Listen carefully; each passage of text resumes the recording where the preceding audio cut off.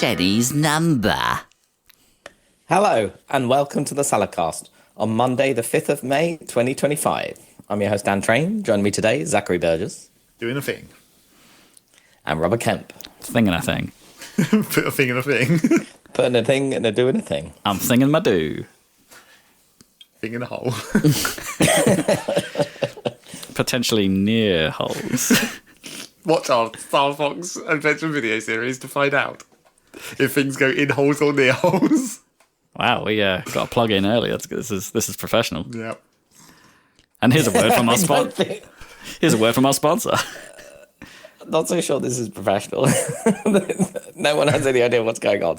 Well, we're in a decreasingly large pool of people doing this. So That's true.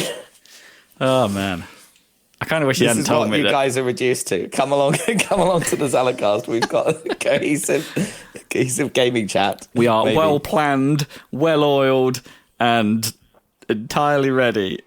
Entirely. I mean, we're oiled after this many years. I think we might be oiled. I mean, is someone oiled? What you do you oil up before a show? We're like badly oiled. Badly oiled. Yeah, it's the same Poorly oil. oiled. I oiled myself 15 years ago, and now it's just. Yeah. I haven't showered since. No. I mean, it's still turning. Just about. I mean, there's not even an audible creak. Well, Except in these chairs. yeah, it depends what chair. So Yeah, you get the occasional creak. Maybe at the end of the podcast when I stand up. Yeah. Oh, well, yes, the classic older man getting out of chair noise. Yeah. That's quite funny. Like, Milesy seems to have dropped that as a thing he did, but like for a while he was definitely mimicking us. Like, so every time he got out of the chair, he was like, Nice. Is he making fun of you? Yeah, well, I don't think he's. No, he I don't doesn't think he perceive knows that as a concept yet. I don't think he's aware that he is, but but he is. Kind of is. You know, in the way that he constantly tells us to stop, and like, I don't know where he got "go away" from. I'm not sure we really tell him to go away, but he does that to us now. It's just like, if he only wants, if he's got he's very favourite oriented with either me or Gnome. It's like he wants to be with one of them One or at a the other time. one, and the other one gets told to go away. At any one time, one or the other. Pretty much, yeah. Maybe it's from telling the cat to go away. It could well be, actually. Could well be. He does, because he tells the cat to sod off. Well, not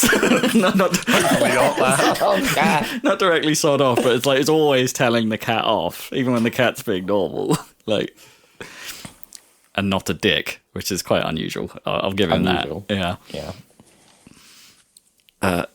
Yeah, that's probably where he gets a lot of his mannerisms from. Cat discipline. That cat has no capacity for learning, as it turns out. Less than a child. What's right? Yeah, I think he's just about, the cat has just about mastered I'm hungry, pester humans, and the food is likely to be in this spot of the house. Everything else, repetition doesn't seem to sink in.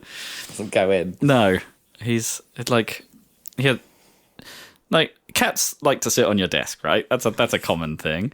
But Sure. But Pablo seems to want to sit on everything that's on my desk. Like, That's he also doesn't. kind of a common thing that cats do. Well, They sit on stuff. I don't know. I think Minnie managed to actually kind of get the concept of where it's acceptable to sit on the desk in a way that I'm not going to immediately pick her up and throw her off. Pablo, on the other hand, no, he just sits pretty much on the keyboard. He'll or flump on every bit of cable I've got on there, sit on the mouse, shove his face right on my hand, and then doesn't sit still. Like, so he constantly then shuffles around as well, kicking the various things off my desk. And it's just, mate, no. There's all this empty space when I've got my desk clean anyway, either side of where I'd actually need to do things. You can sit there and I will pay you attention. But where you're planning to sit, no, not having it. And stop eating my spider plant. You're ever on the verge of dying spider plant. He's okay. Look at him. Look at him. He's got a bit of green to him. He's always had a bit of green to him. It's not got any better or worse. It must be quite hard to kill spider plants, because Yeah, my it one has is. lasted the entire time I've had this flat like multiple years, and it's doing fine. Don't have to do anything. I haven't even replaced the soil after you kicked most of it out accidentally. he's still all right. It's still surviving. I should probably give him some more soil. Grievous harm. Okay. Meanwhile, I got outside plants, and one of them I came back from a trip to Bristol, and it had blown over again. I think that spot's maybe too windy on the balcony.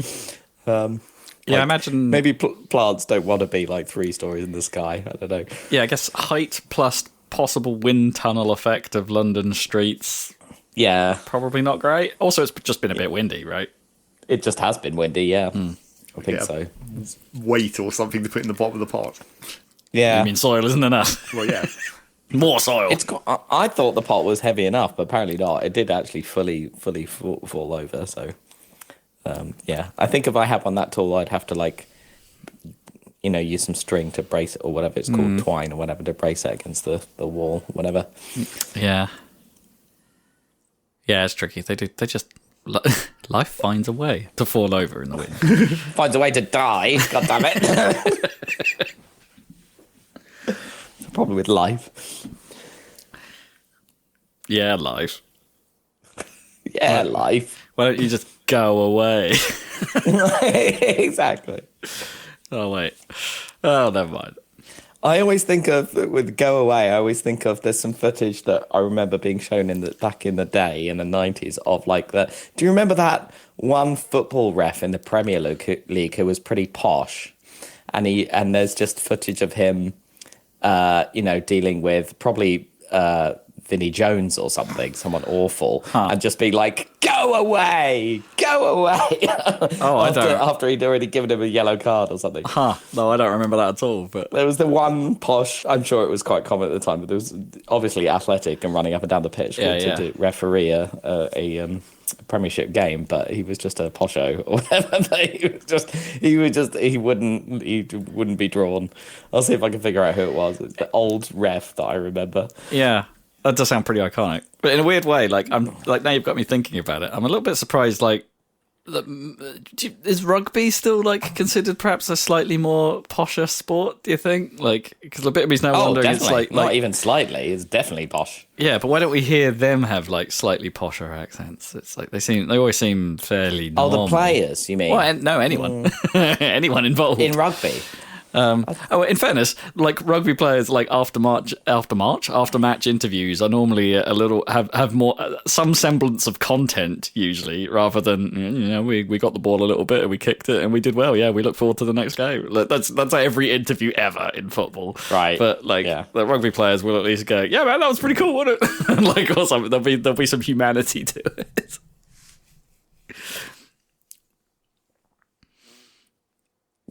Yeah. But never oh my, what a splendid performance we did today, wasn't it?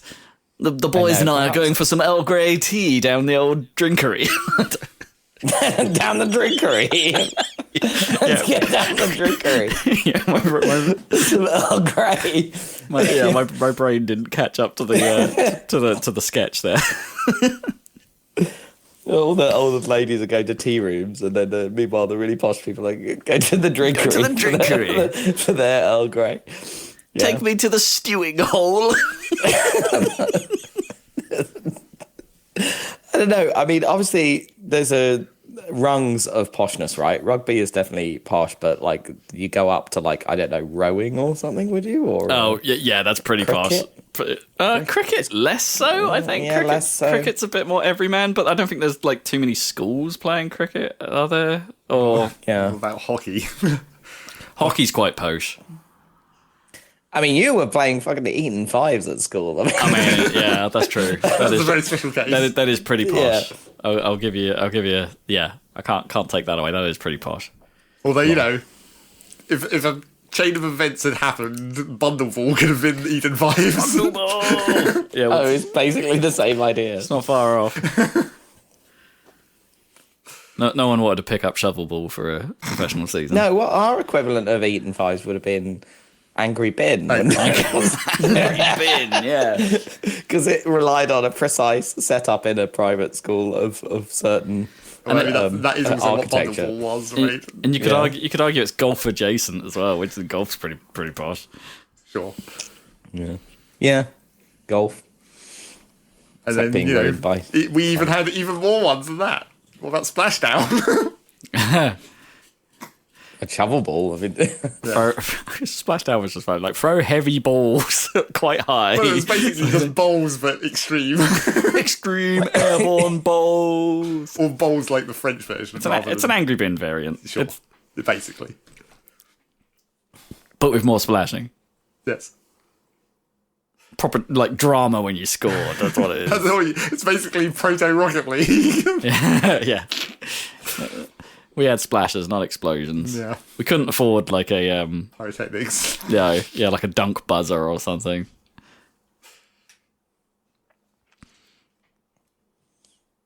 More alternative sports, please. But that's probably why the rugby interviews are more interesting, is because they're rarer. Football interviews happen every goddamn week. And even though there's 11 players, probably Yeah, I only like wonder 2 or this- 3 of I them mean- actually get interviewed all the time. I wouldn't claim I follow rugby league or rugby union's actual seasons, but I only really watch the international stuff. Yes. But yeah, I wonder how much. I don't actually know how much coverage there actually is for that. Like, Not as much probably as not. football. Probably not a lot. It's probably somewhere on Sky or something. But yeah, so I wonder how many interviews they actually do give. They're probably not quite as bored of it as footballers are. Well, they probably just don't get like. There's probably not as much money flowing around, so they probably just don't waste it on media training. And also, there's more rugby players per team, so more different people get exposed to the Sure. potential for interviews. Potentially, I guess. Although they always, like, at least on the internationals, it's just like they usually like interview the captain and Sure. some other guy. I mean, that's the same as football, really. Yeah. Not always. Occasionally, they'll be like, "Oh, let's interview the goalkeeper because they were important this one time in this game." Yeah.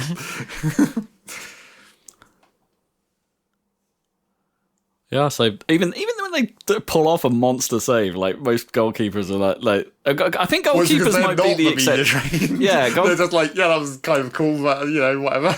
they have a bit more. Yeah, they have a little bit more normality to them.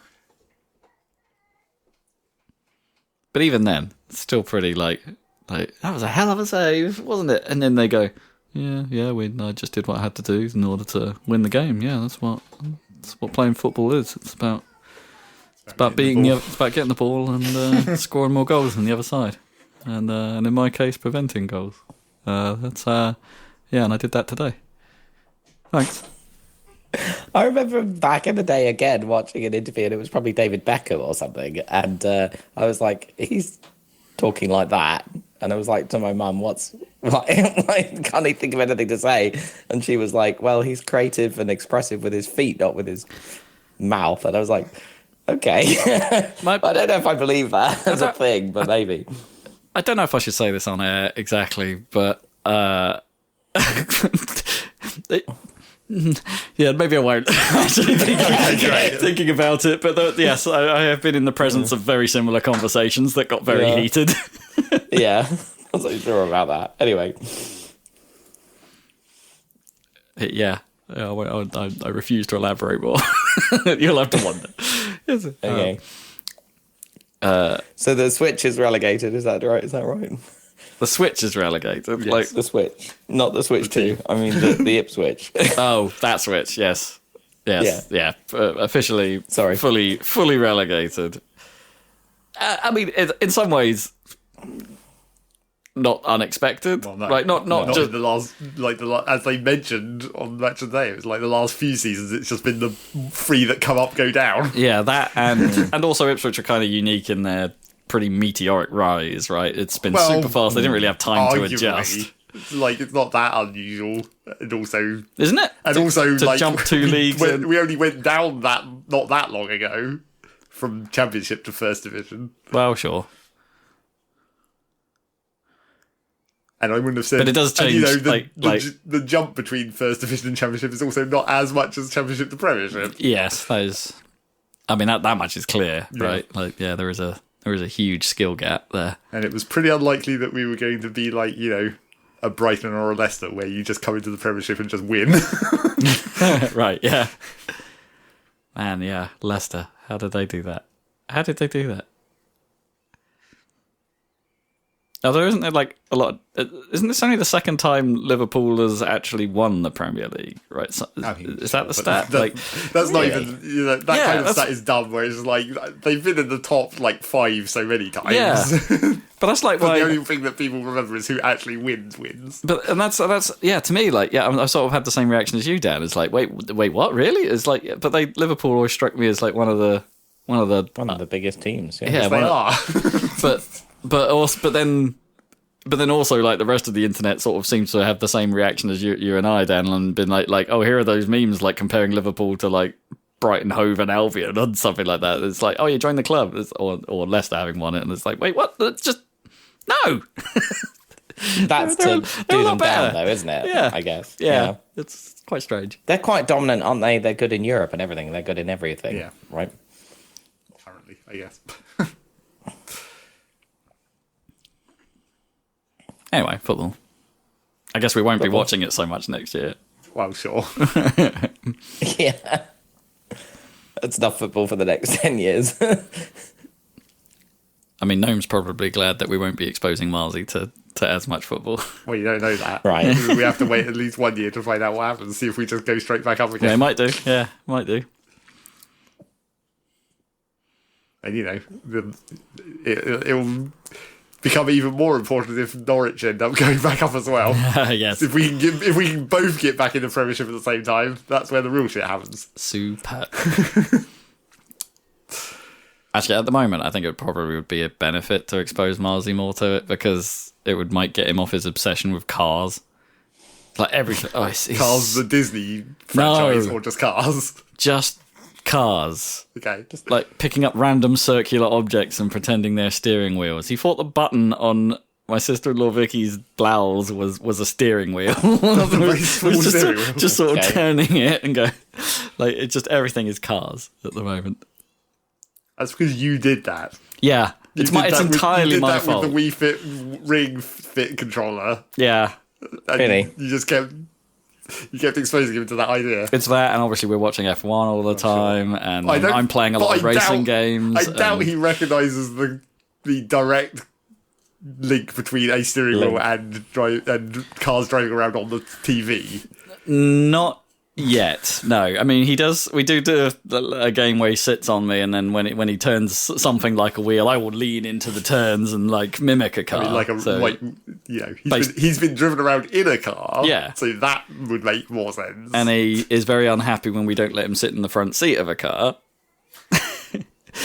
By the way, I mean, I'm sure we all did it as kids, right? Like, we all just like sat in the front seat of our parents' cars at some point and pretended to drive or something. It's like, I would not let Milesy do that, like, unattended, like I used to, like, back, like... Well, that's because in modern cars, there's actually things that you can do more easily without the key. Exactly. What, you mean actually sit in the driver's seat when it's stationary and pretend to drive? Yeah, I used to do it all the time when I was a kid. Oh.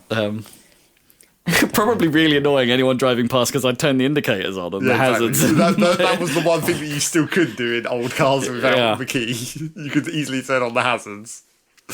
But, I think I was even trusted, I think, to have the key, but I knew not to, like, put it in and turn it on and stuff like that. But, like, Miles is at the age where he just wants to push everything, so it's... There's not really any function to do that any longer in modern cars in the same way. You need to set him up like Maggie Simpson in the intro to The Simpsons. Yeah, we're considering it, actually. It might be a good idea.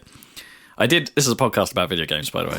I did actually try and hand him a controller this morning and try some because I was playing something, and which we'll talk about later, and he kind of knows the phrase "my turn" now, but that basically just means like every turn is every turn is his turn.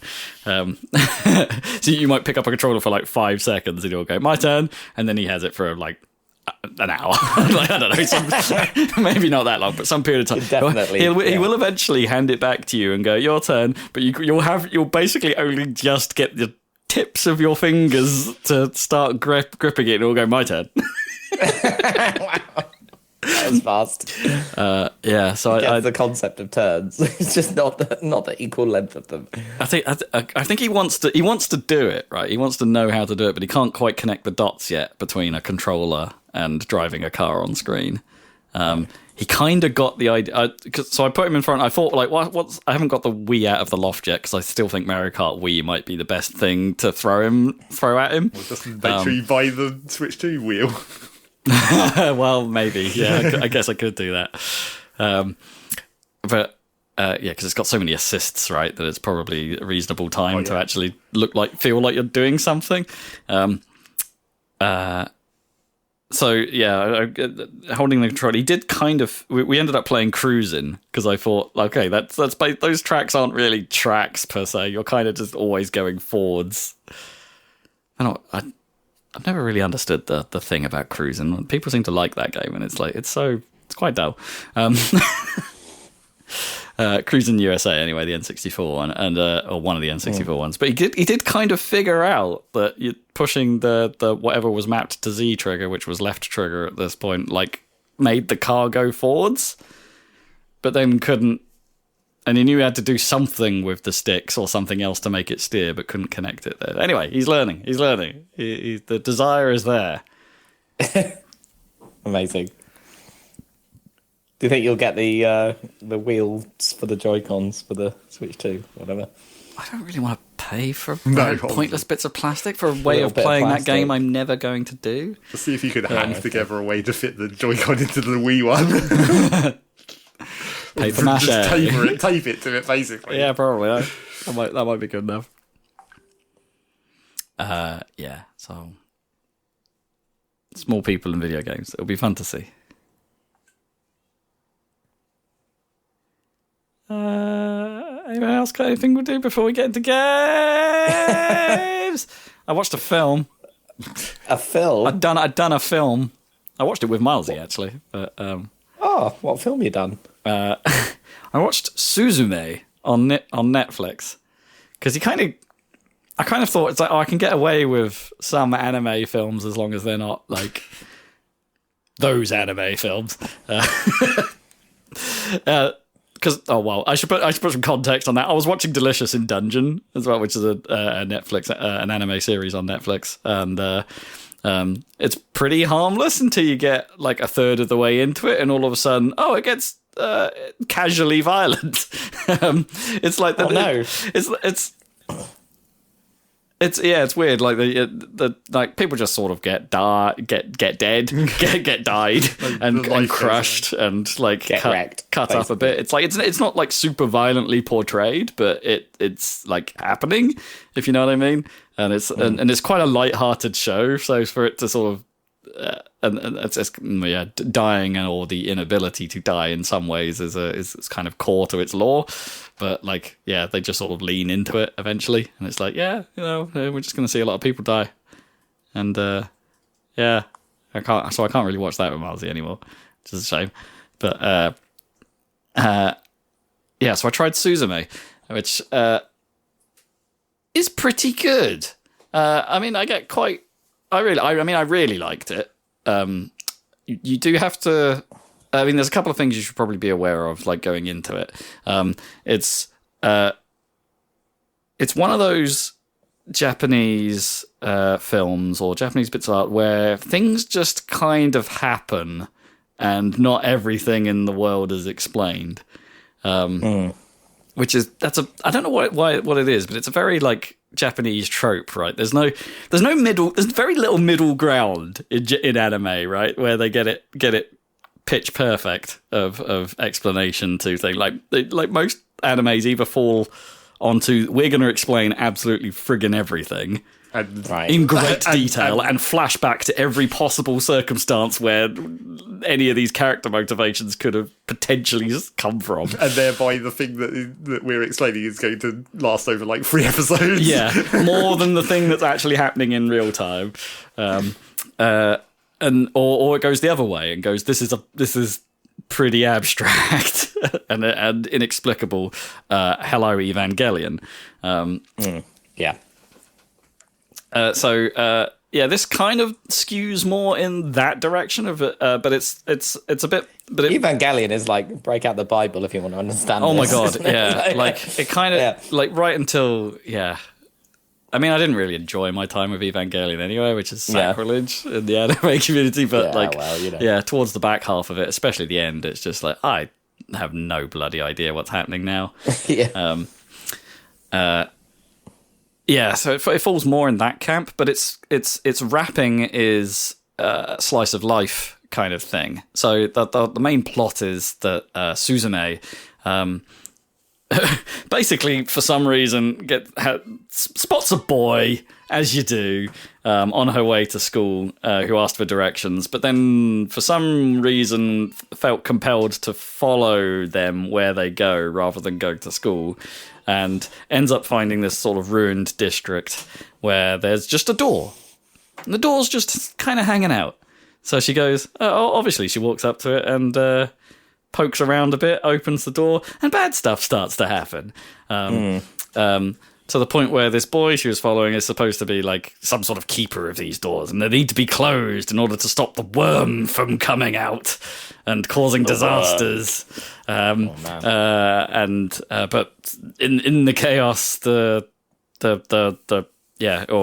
for some strange reason, a cat turns up who can talk and turns that boy into attaches his soul to that of a chair. So that this person is now a chair. So Suzume has to take over the role of keeping these doors shut to protect Japan from earthquakes caused by this worm. Okay.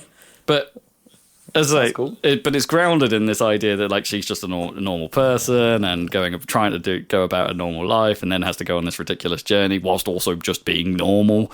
And it's like it's kind of sweet and kind of well set up. I get that kind of Your Name vibe. Yeah, I was thinking of Your Name. That's my favorite. One of my favorites. Yeah, it's fantastic. Yeah, it's great. Yeah. And this isn't quite at that level, but I guess that has like a mystical element of like the whatever asteroid that's but it does has that element to it, and none of that is really explained. So I guess you could say this leans slightly to that side, but actually so much of Your Name is grounded. Yeah, it's got the weird plot, the weird premise, but like most of it is grounded, right? And I would say so. And so this is similar in that regard. I mean, obviously it's got the body swap like Freaky Friday thing. But so it follows the same thing. It has a strange sort of like, it's quite long. It's like 2 hours long, and so you get halfway through, and it kind of turns into a slightly different movie for a while. Like an event happens, and the flow of the film changes, which is kind of refreshing, but also a little bit unexpected. I don't really know how to say too much more. It's really well made, but there is a lot, especially towards the end, where things just kind of happen, and you're like, I guess this resolved well. Right, I guess this resolved well. Okay. I guess this resolved well. It's worth watching more for the character interactions, necessarily, than the overarching plot, if that makes sense. But yeah, I had a good time. I would recommend it. Suzume. Where did you come across it? It was suggested to me by Netflix. Okay. It was on my "you might like this" list, so it's like, yeah, okay, that does look okay. And you might like this, and you did might like this. Sweet. What actually happens is, like, at that point, I sort of go, right, I can't load up Disney Plus because that's where Bluey is. I watched some Bluey this weekend. It's good though, isn't it? It's good with a 5-year-old and a 3-year-old or whatever, and it's pretty damn good. It's pretty good. It's just most of our life that if it's not Cars, it's Doggo with Milesy. So I have heard that people complain that they're like unrealistically good parents. Oh yeah, Bandit and I don't know if Chili. I don't know if I mentioned it on the podcast before, but I spoke to one of our mutual friend Barlow about Bluey, and he's like, I can't stand it. I can't live up to that. No, that's the trouble, I suppose. He's a bit contrary though, isn't he, John? Mr. Barlow. Mm-hmm. Yeah. But it's pretty funny. But yeah, I like it. It was pretty good. It was funny as well. I actually can't wait for there to just be more episodes. Like if they so you don't have to keep watching the same ones over. Well, yeah, because there's already like 150 odd episodes episodes or something ridiculous. They're all quite short as well. They're like 7 or 8 minutes long. Yeah. And but there's already like 150, and it's maybe more. But I watched the one with the unicorns. right, yes. Why did I care? Pretty good. Pretty good. I'm particularly fond of. There's this one called. Speaking about rugby, it's called The Decider, and it's them watching a rugby game. All right. But do they not do Aussie American rules football or whatever? Because it's Australian, right? Yeah. I thought it was going to be, and I think they do reference Aussie rules football in other episodes. Right. But no, I'm pretty sure this is rugby this time. Yeah, it's a pretty great show. I love it. I watched an I episode do of a secretly magpie love it. attacking them, and I remembered that like Australian magpies are like a totally different bird from like our magpies, and they do attack you. Oh, it's just the swoopy one where they have to like stare Yeah. it down. Yeah, that's like a real advice for Australian children, I think. Don't take your eyes They off are it. apparently super annoying. I mean, just don't go to Australia. It's like yeah, exactly. That's everything's out to get you there. Anyway. it's like the episode where they go to the creek and he makes up an animal to watch out for. It's like, oh, you want to watch out for can't remember what they're called, the snot goblins or something. Like, you want to watch out for those. And it's like, you just made that up, and he's like, yeah, I did. But seriously though, watch out for snakes. Yeah. It's like, why did you even make that up to start with? You don't need to make up anything to be afraid of in Australia. Just point at any random creature and be afraid of that. What's the joke in the Simpsons? It's like, we call them bullfrogs. It's like, that's an odd name. I'd have called them chuzwazzers.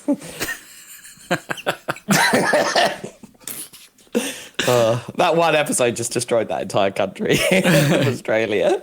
Chodwazzers. I saw, because there was the Australian election this week, right? And the Liberal guy got not Liberal, Labour got re-elected in a unsurprising landslide. That's Canada. No, Canada. that's Canada. Albany's, right? Oh, I yes. know. Yeah. But people were posting clips from, memes from that one episode of The Simpsons from 1995. You know, where the Prime Minister's like floating in a lake or whatever with a can of Fosters or whatever, half naked. And they're like, right, I'm going to see the Prime Minister about this. And they just go over the hill and there he is. What, mate? Yeah. Marzi does do the tickle crabs thing from Bluey. Right. Just good tickle, tickle, tickle. Yeah. Bluey, pretty good. Probably better than what I was watching as a kid, maybe. I don't know. We had some okay stuff. Yeah, we had some pretty good stuff. I was just, I don't know if I watched I don't know if when I really watched that many cartoons when I was really little. Like, What there's would like you Button remember, I Moon and guess? Clangers. Clangers, yeah. Or any Oliver Postgate, like Ivor the Engine I had, and Bag Person. Yeah. What was the other one? Bertha. I think I used to watch some Bertha. Fireman Sam. Bertha. I liked Fireman Sam. Yeah, I had Postman Pat or whatever. I don't know. Oh, yeah, Postman Pat's a classic. I don't remember any stuff of that. Like, I don't think I remember anything where I would have been that young to remember it like that. I do remember stuff where it's the middle age of where it's like suddenly everything gets a bit hardcore. Yeah, I don't really. I remember watching a lot of fucking the whole of Animals and Farming Wood. That show was Right, that was fun. hardcore as hell. Oh boy, Yeah. I remember watching Watership Down far too Oh young. no, that's famously bad. Yeah, right, far for too kids. far too young for that. Yeah, that's not good. That freaked me out. Well, actually, not so much of the actual all of it freaked me out. I think like the thing that messed me up the most is just right at spoilers, I suppose. Was right at the end when Hazel just dies, and I'm like, but what? But like the rest of them, I think there was a logical sense to it in my young mind. It's like, oh yeah, you just got messed up by that dog, but Right.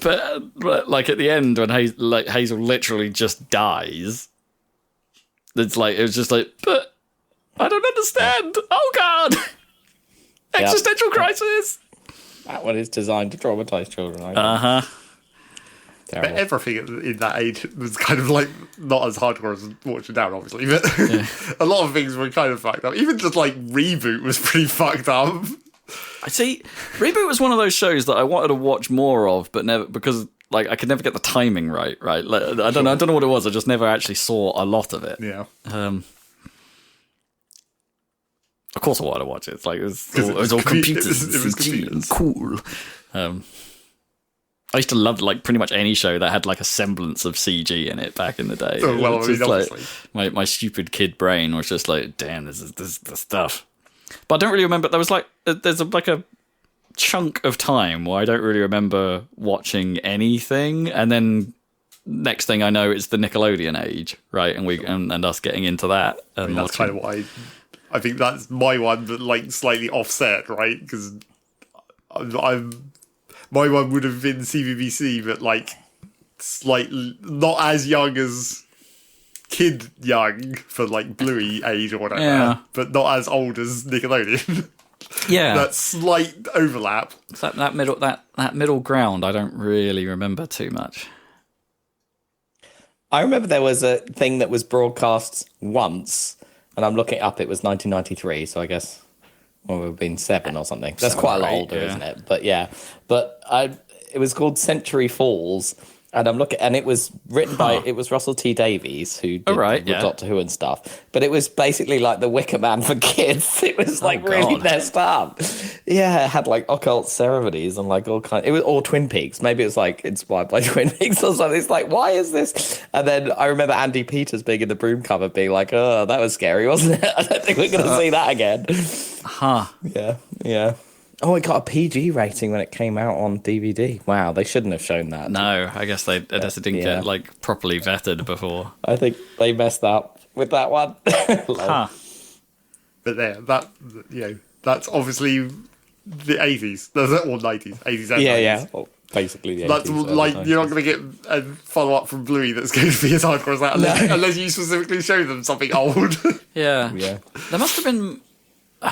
there absolutely must have been more shows that I watched, because I remember, like, I think I was before Nickelodeon, I was a TCC kid, right? I watched I think it became TCC, but it was the Children's Channel on Sky. Oh, I never saw that. And I think they Analog Sky.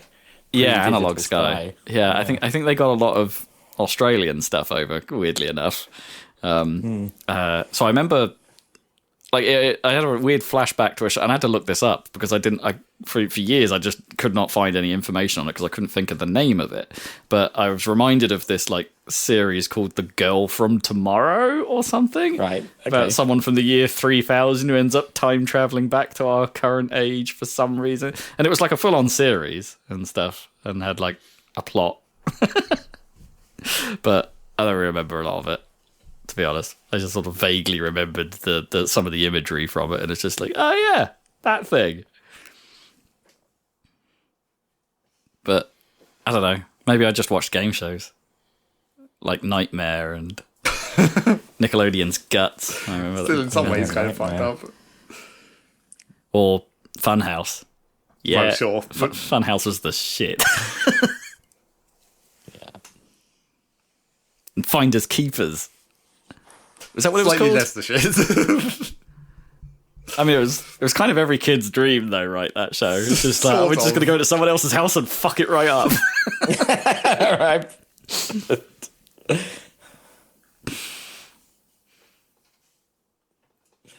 Oh man.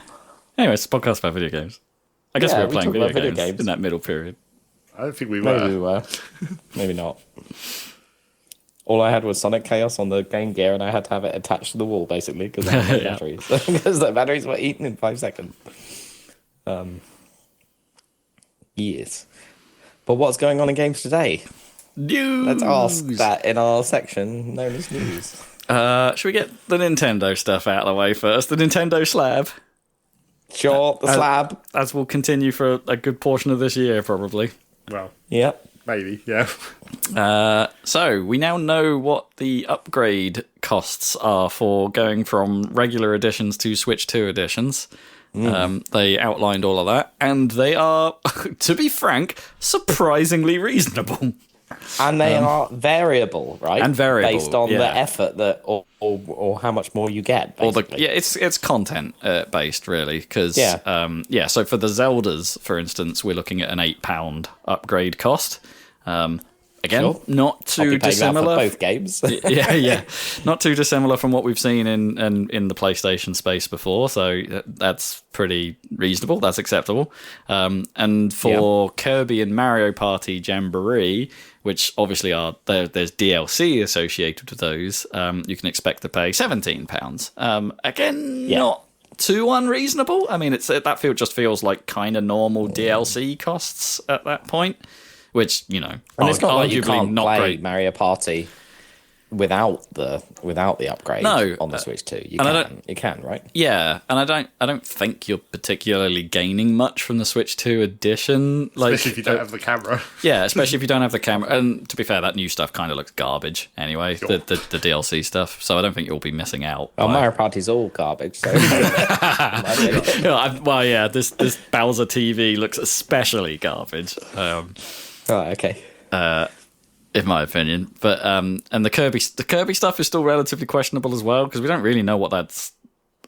My biggest concern with Kirby was always like the distance before the animation rate drops. And I don't know if I've seen much of the Kirby footage. That's every Switch game though. Yeah, but it was really bad in Kirby, and I haven't really seen anything to with a long-range shot of the footage, but I haven't really paid attention. But anyway, the DLC for that seems to be adding stuff to the existing levels rather than necessarily new levels, as far as people have been able to ascertain. So it's in some ways it looks like alternate routes through the levels, maybe. And maybe some additional powers, some additional Kirby mouth modes. Full mouth.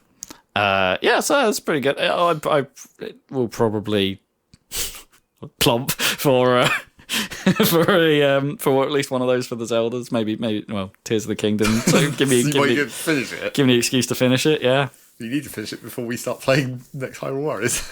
Yeah. Well, that I haven't written this down, but notably, Nintendo did put out a list of the games that are going to get Switch 2 patches that they're not considering part of this Switch 2 edition upgrade thing. And unfortunately, Age of Calamity is not in that list. So it's not getting an official patch to improve performance or anything like that. It was already on the compatibility list, right? It wasn't one of the uncompatible It's ones. not one of the incompatible games, no. So we don't really know. That's still an open question at this point. It's like, will games just better get a passive improvement somehow without a patch? So yet to be seen. But yeah, at least in terms of working on it to make improvements, there's that list was surprisingly small. That's not Nintendo's job. That would be. I guess that would be Koei Tecmo's. Yeah, that would I guess be them, and they're working on the new game. Yeah, presumably. But it'd be a good idea to drum up some early support for the new game by making the old game better. So maybe we'll see something. Yeah.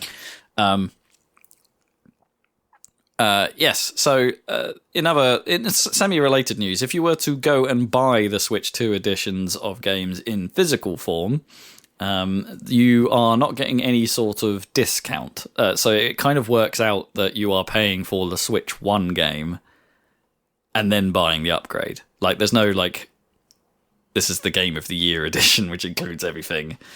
Discount that usually happens with a lot of video games that are old. Right. It's like, no, this is all backing up Nintendo's. It's like, no, our games have fixed value and always will philosophy. So yeah, that I guess that explains the $80 tag on Tears of the Kingdom, right? That's because it's the $70 version plus the $10 upgrade. There you go. There's the Switch 2 version. Yeah. I would say games in general probably hold value more now, but they depends on the publisher produced. Yeah, depends on the publisher and from what store. But a lot of the bigger titles seem to hold or attempt to hold their value more. I'm guessing they're selling Forza Horizon 5 at full price on this PlayStation. Yeah. I guess that's not that old, but it's a couple of years old, isn't it? It's a couple of years now, yeah. Yeah. It probably does go on deal occasionally on an Xbox sale. Probably. I don't know. Yeah.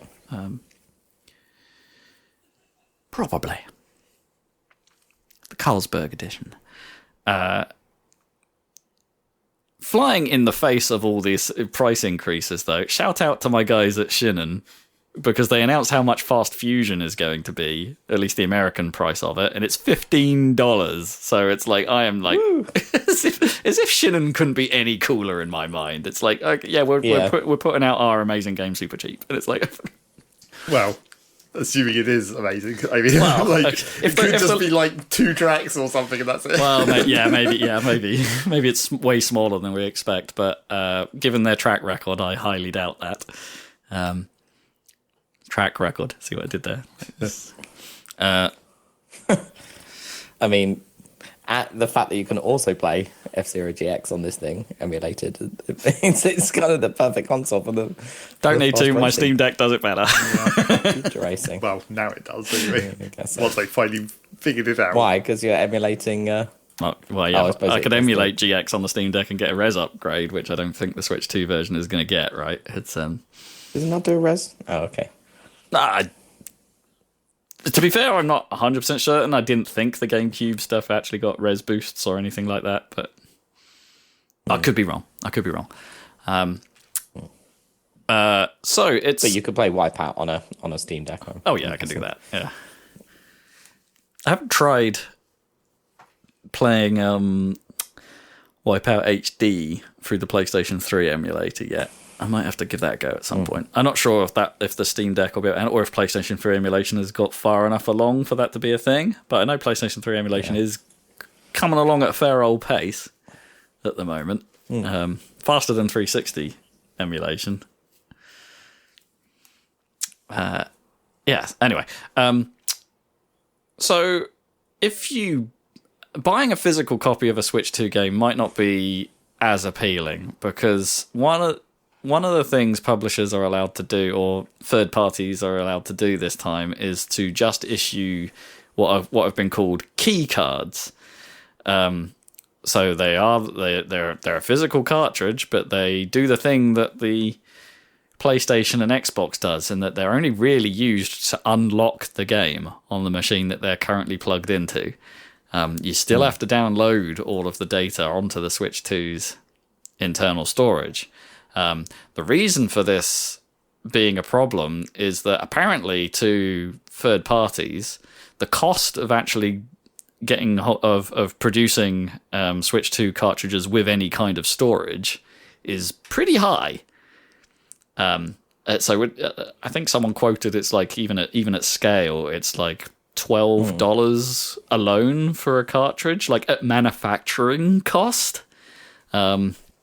Which is nuts. So I think that's going to be too much of a hit for most publishers. They're going to be looking at going, well, why would we do that? So I don't know. Physical games on Switch 2, probably not such an appealing buy. And also, that puts a heck of a lot more strain on the Switch 2's storage compared to the Switch 1. Assuming you went physical at all on Switch 1, you might not have done. But yeah, on Switch 2 at least, you're not going to get too much choice. Like getting everything digital on Switch 2, just because it is annoying switching out the cartridge, honestly. At least those cartridges are small and can stay in the case. Like the PlayStation, like the switching out the disc, fine, but it spins up the stupid drive even when I'm not going to play the game. It's like that's annoying. Whereas at least with the cartridge, it's not going to do that. Sure. And at least with most disc copy, even those like DVD or Blu-ray or whatever they are, the disc copies on Xbox and PlayStation, there is at least something on those discs, even if it's not like got the day one patches and probably isn't a version you want to play. At least there's something there most of the time. To be fair though, I have lent out my Switch cartridges quite a bit. Sure. So, I suppose. I still don't know where my copy of Super Mario Odyssey is, and that's freaking me out. Should have bought it digitally, and then you would have bought it digitally. Yeah. Yeah. God damn it. Anyway, that's just a thing to be aware of, I think.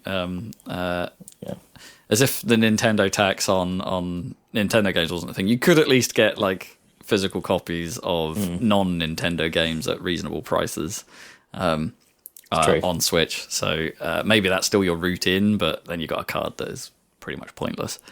But it's probably better than... Apparently, I've never come across this, but apparently a lot of games on Switch were sold as code in a box. As in, they didn't actually contain a full cartridge. They just contained the download code for Nintendo Store. A little bit like how PC games did for a bit, right? When there was like, buy a physical copy, here's your Steam code. Yeah.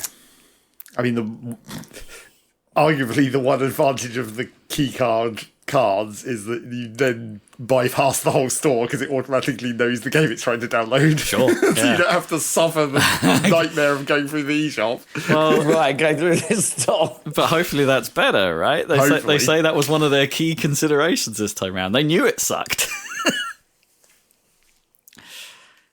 And they gave it to us anyway.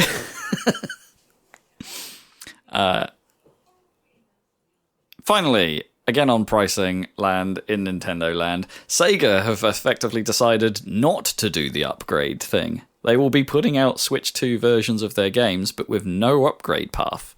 So notably, Sonic X Shadow Generations is the one that we know for sure.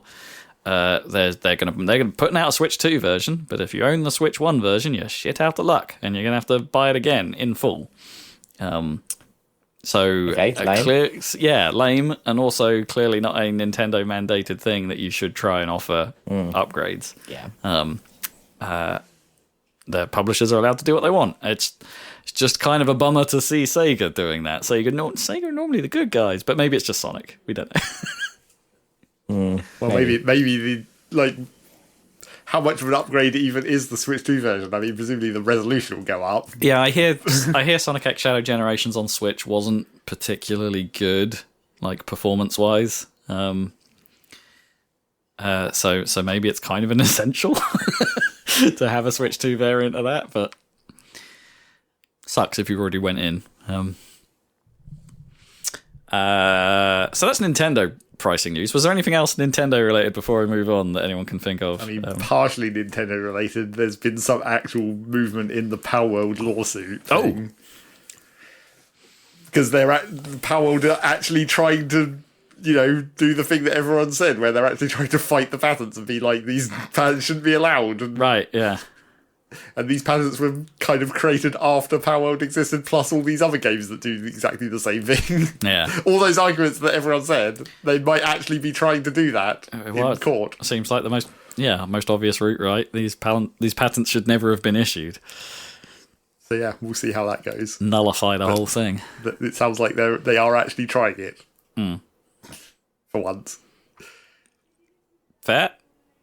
I would probably attempt the same. Well, they were dumb anyway. Like when they raised it in the first place, it's just like how do these exist?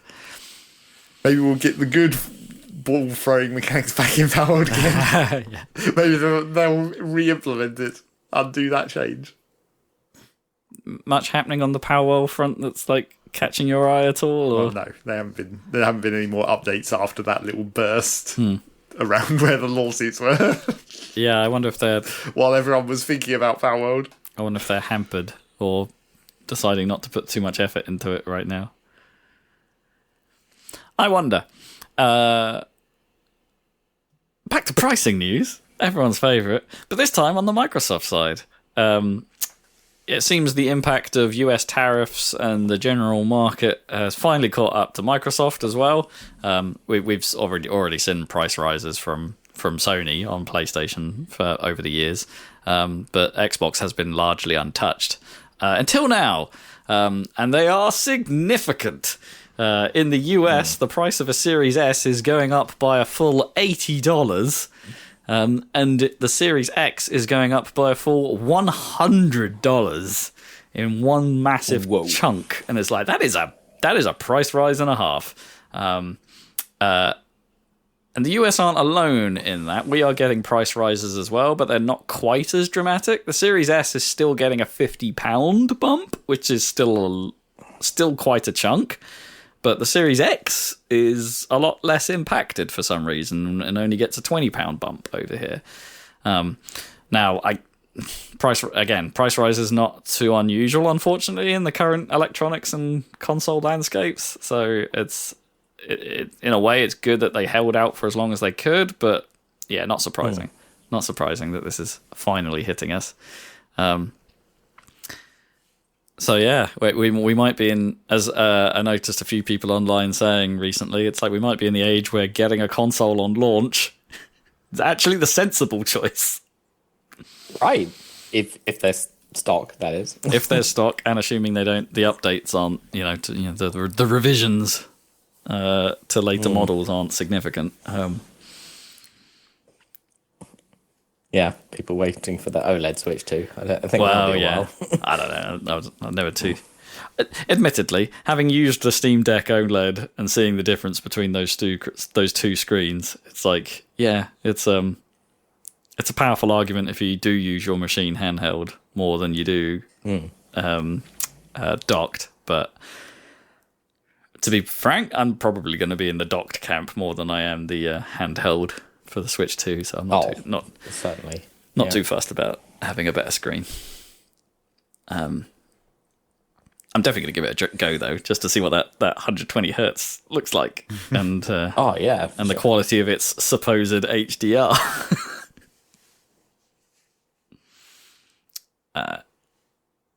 So yeah, there's that. What else is going on? Let's have some good news. I saw that. I had more bad tariff news. Oh, that's fine. We'll just keep on the pricing tip. It's a small one, but I saw that 8-bit do or whatever have just stopped all shipments to the US. Oh, damn. Due to the China tariffs. Yeah. Because the China tariffs are like 145%, right? Or something. Yeah. And they're just like, no, it's not that. We're just stopping it. Yeah. We'll just stop. Get your orders in now because the last ship's leaving. Wait, so Shanghai or wherever. So they're just not selling in the US? Are they still selling everywhere else? Because I'm highly tempted to shipping to the US. I've been highly tempted for a while to pick up some 8-bit though stuff. Yeah, well, I mean, you should wait a little while longer in case the prices go down for everyone else. Yeah, they down a bit, yeah. Well, exactly. There were some questions around, like, because I was going to get one of their controllers mainly for Steam Deck use, but there was some niggles around compatibility. I kept reading about some of the ones I actually wanted, but because some of those 8-bit Do controllers are absurdly cheap for how good they are. And it would be good value. Yeah, it seems wild not to pick one up. It seems wild to not pick one up if you're a Switch owner, right? Because they're cheaper than the Pro controller, and probably just as good. I like the Pro controller though. Yeah, I don't know if they have. In fairness, I don't know if the 8-bit Do has full gyro. I don't know if it's still got that, but I can't really remember. There probably is a version that has full gyro. But yeah, they seem like a good alternative to a Pro controller. It seems like they do ones that could work potentially okay for, gaming on your mobile phone. Sure. Yeah. Like tiny little ones that like clip onto a phone. Yeah, if you're an Apple Arcade player, might be a viable choice. Well, actually, I don't know about the Apple support. I know there's some Android support for some of them, but haven't been paying attention. Mobile games, am I right?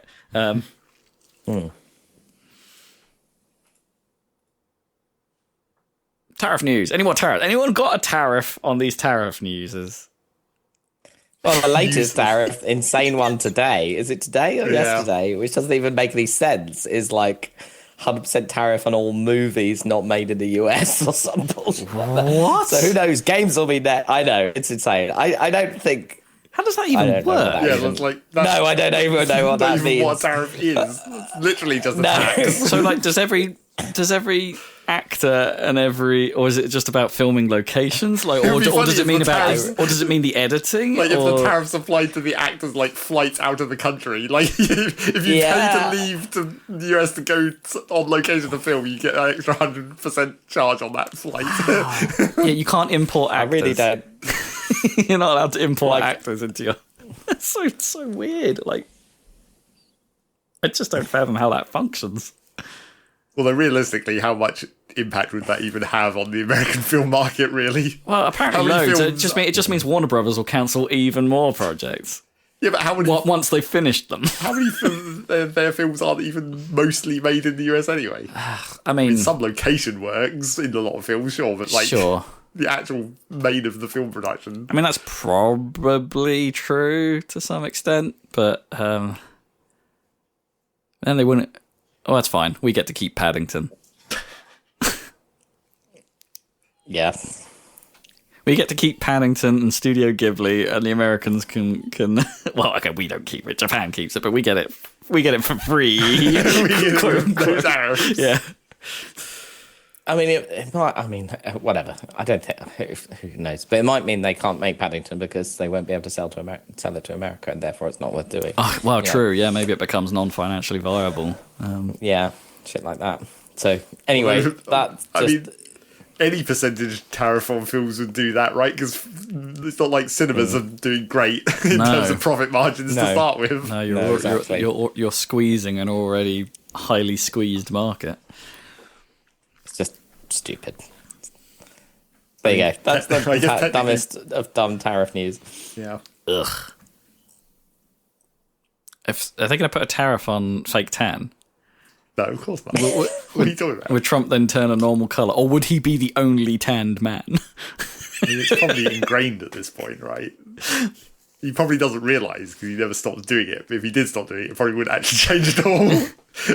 I reckon he doesn't know that he's like fake tanning the whole time with this. Like he's just like some PA just gives him this tanning body. It's just like a thing that someone gives to put on. Yeah. some body gel for something for that, and just like he's just never noticed the gradual change to Satsuma. No, he would definitely be the kind of person who would be like against anything that someone tells him to do. You can't get away with that. That's true. It's true. Or maybe it's the exact opposite. He just likes how this one smells. It just happens to be tanning and. Never noticed. I mean, supposedly part of his affinity for McDonald's is that he knows it's because he's afraid of being poisoned. Right. So he knows that McDonald's is like the same everywhere or whatever. So I don't know. I think I'd be more worried about poisoning from McDonald's. Like, right. Depends what kind of poisoning you're talking about. I mean, it's not going to be poisoning because of a bizarre recipe or anything like that. It'll be teenage staff not doing their job properly. That seems more of a risk, right? Yeah, right. Well, spitting on your onion rings. Wait, that's Burger King. Sorry, that's a M&M thing. Was it? Yeah, I guess. Other news. Oh, you had good news, did you? I mean, I was bad news. I was going to do some good news to just sort of like mix it up a little bit. Why not? Okay. Hey, that Oblivion remaster just sort of shadow dropped. Shadow dropped? I mean, quote unquote shadow dropped. It was pretty much leaked that it was coming, but like, it was, yeah. But why are they not so working on they got one of these 6? studios, did they? Like, did they get one of these studios that specialise in remastering things? You know what? I've got absolutely no idea. Because it's Oblivion, which to me is just like, I'm not going to play that. I think it was done by one of these, not Blue Byte or whatever. But was it like Night? I mean, I doubt it's Night Dive. Night Dive tend to focus on like the PC games of the 90s, and which, by the way, System Shock. They did that System Shock one, right? And System Shock 2 is on the way. It's called Virtuos. Virtuos. All right. Yeah, developer who did it. So they do like ports and things. It looks like, yeah. Breaking news. Because we've accidentally left Katari's front page open. It's auto refreshing. Gears of War is getting a new remaster this summer. Oh. But not forgetting, Gears of War they 1. already did this. Yeah. There's already been a Gears of War remaster. Gotta squeeze it. But what about it? Like, okay, I need to look at this article now and be like, okay, if they're doing like 2 or 3, then maybe this is interesting. But if this is just 1 again, then it's like, yeah, new Gears remaster will cost $40. If you own the last Gears of War remaster, you'll get a free upgrade. Okay, cool. But what no, if I have Gears of War from the beginning, from back then? I'm not sure that works if you have the 360 version. I think you need a modern Xbox Okay, version of it in some way. Okay, fine. Jeff, where's 2? I want to play Gears of War 2, man. Gears of War 2 is the really good one. I want to go into the gut of a worm and lament the loss of finding Dom's wife. What's the one where you're riding on that giant vehicle with the big tires or whatever? That rig type thing. That must be 2, right? Isn't that kind of all of them?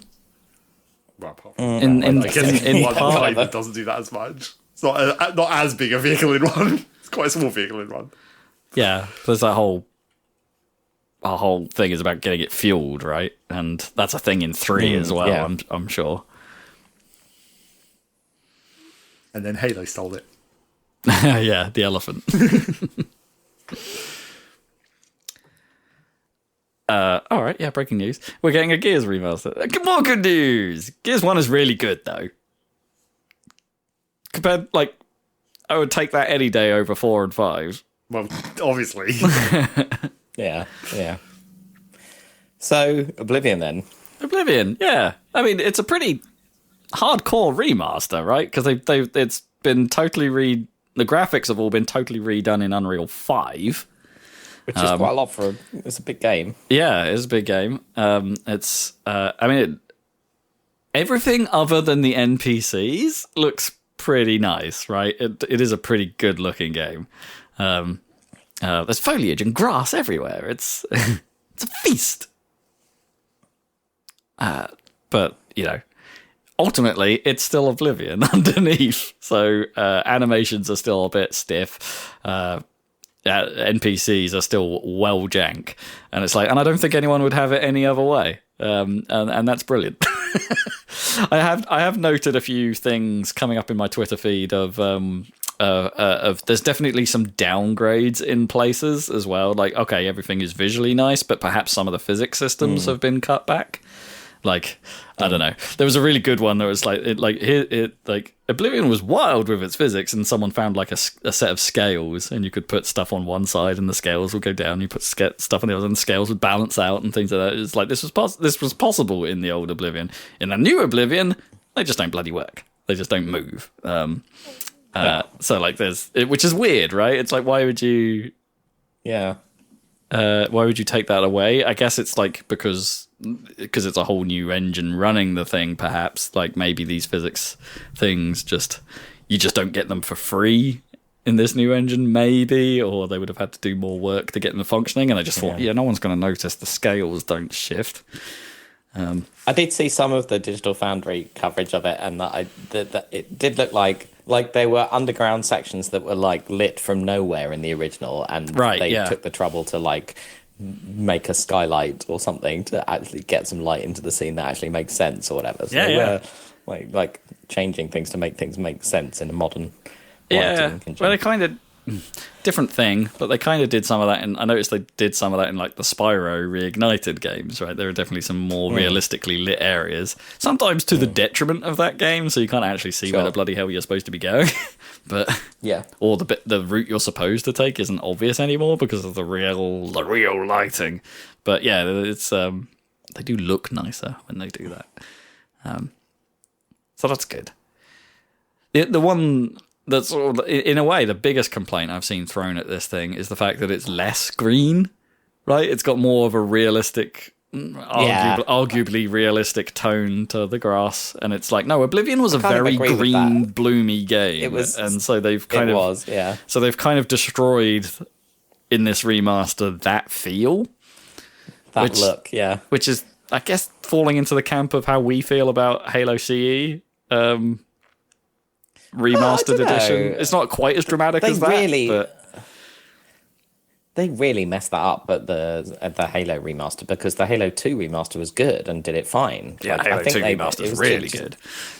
Yeah, the Halo remaster is just they really messed up the art, the visual style. Yeah, it changed too much. But this is I get what people are saying here with the Oblivion. It's and it's interesting because Oblivion was around the time of the HD is brown, but it wasn't. But it wasn't. Yeah, it really bucked that.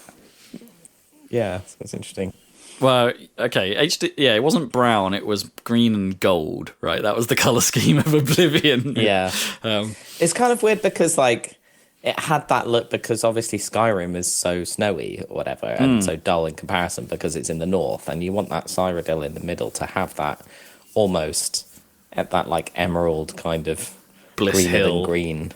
Yeah, that's the way. That's how that, in my mind, that region is. But I'm not an Elder Scrolls person. But making that more, I don't know, less fantasy lushness that kind of it's got takes more- away from that region compared to Morrowind or compared to It's just a lot. Skyrim. It's just desaturated compared to the original, which like significantly desaturated. Well, I wonder how close it is to Yeah. the MMO. Like, Oh, I wonder. some of Yeah, that Oh, good overlaps. question. Yeah. yeah, that's a really good question. Yeah, I wonder. Do you think that's a way of getting the ESO players in? If it goes like, oh yeah, it looks like this area I'm used to. Where's the Elder Scrolls 6 going to be set? Is that? I don't know if they've they said know? anything about that yet. Yeah, Still, I don't know if they've said anything at all.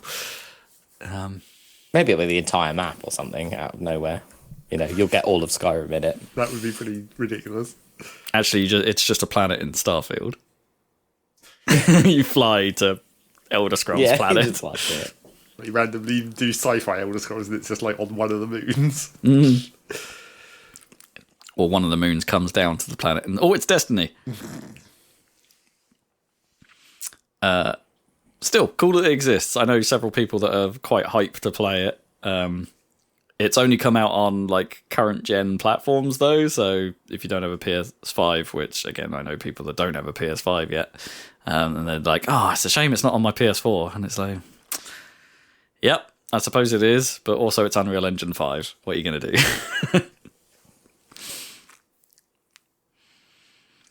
Yeah, I don't know. Bit of nice, bit of good news. I thought just turned up. I mean, and the other thing is that Bethesda and Xbox and they're not shutting down that other project, like the fan project. To there's been an ongoing project for ages to do like a remaster of Oblivion, external to any of the original devs or original teams or anything like that, and they're letting them carry on. They're not worried. Oh, that's cool. That's nice. So there's that. So let's go back to the drudgery of news. GTA 6 is delayed out of 2025.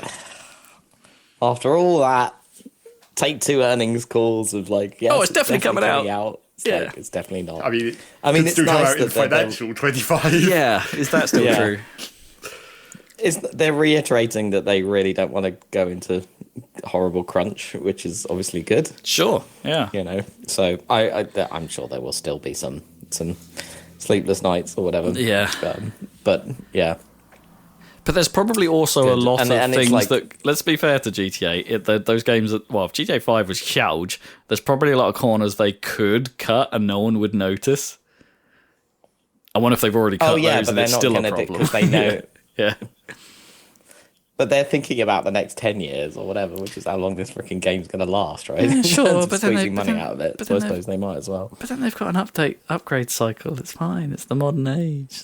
Put those corners back in, see if anyone notices. Yeah, that's not what they do, though, is it? No, it isn't what Look they at do. Red Dead 2. You're absolutely right. Ridiculous. It isn't Yeah. what they do, but they can get away with it as well. They know they can get away with it. Yeah. And Yeah. it gives us more time to I'm get cool used with to the waiting, higher and it, price tags of games, so $100 will definitely happen. it will definitely be happening. Maybe that should be a side bet on the Fantasy Essentially, it League. gives more time. Well, an advanced version of the Fantasy League where you also have to bet on the price Yeah. of every game. Or there's just like a side bet system where it's like you can bet a certain percentage of your ending points on this other event happening. I wonder if it means more idiots with too much money Just stop there. will like justify to themselves getting a PlayStation 5 Pro to have the best experience or whatever. 100%. It will definitely drive that. I mean, we already kind of went. I mean, you remember what happened with like the GTA 5 last gen to next gen difference? That was pretty significant, right? Like, I don't know that that's out of thought yet for people who are into their GTAs. It's like that happened and it was a big deal. So presumably, given what is going in, well, or might be going into this thing, performance might be a concern on current gen platforms. Getting the Pro might make sense if you're really, if GTA is your one game and there is a new GTA Online to go with it. Maybe it makes sense. Could be. If you don't want to spend a couple grand on a PC, which is obviously the most I just sense. think that's more, but not for GTA, because that ain't going to come out on PC for fucking years. Oh, is that a thing? I sort of didn't know that there was staggered launch. It was last time, right? Wasn't it? I mean, it definitely was. It could take for 5. Yeah. I'm pretty sure GTA 6 won't be on PC for years on end. I suppose that hasn't occurred to me. Yeah.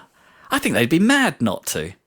Especially if they're launching a new GTA. Day one, but who knows? Especially if they're launching a new GTA Online. That would be insane for them not to do that. I mean, we've done it before. Red Dead 2 as well took a while, didn't it?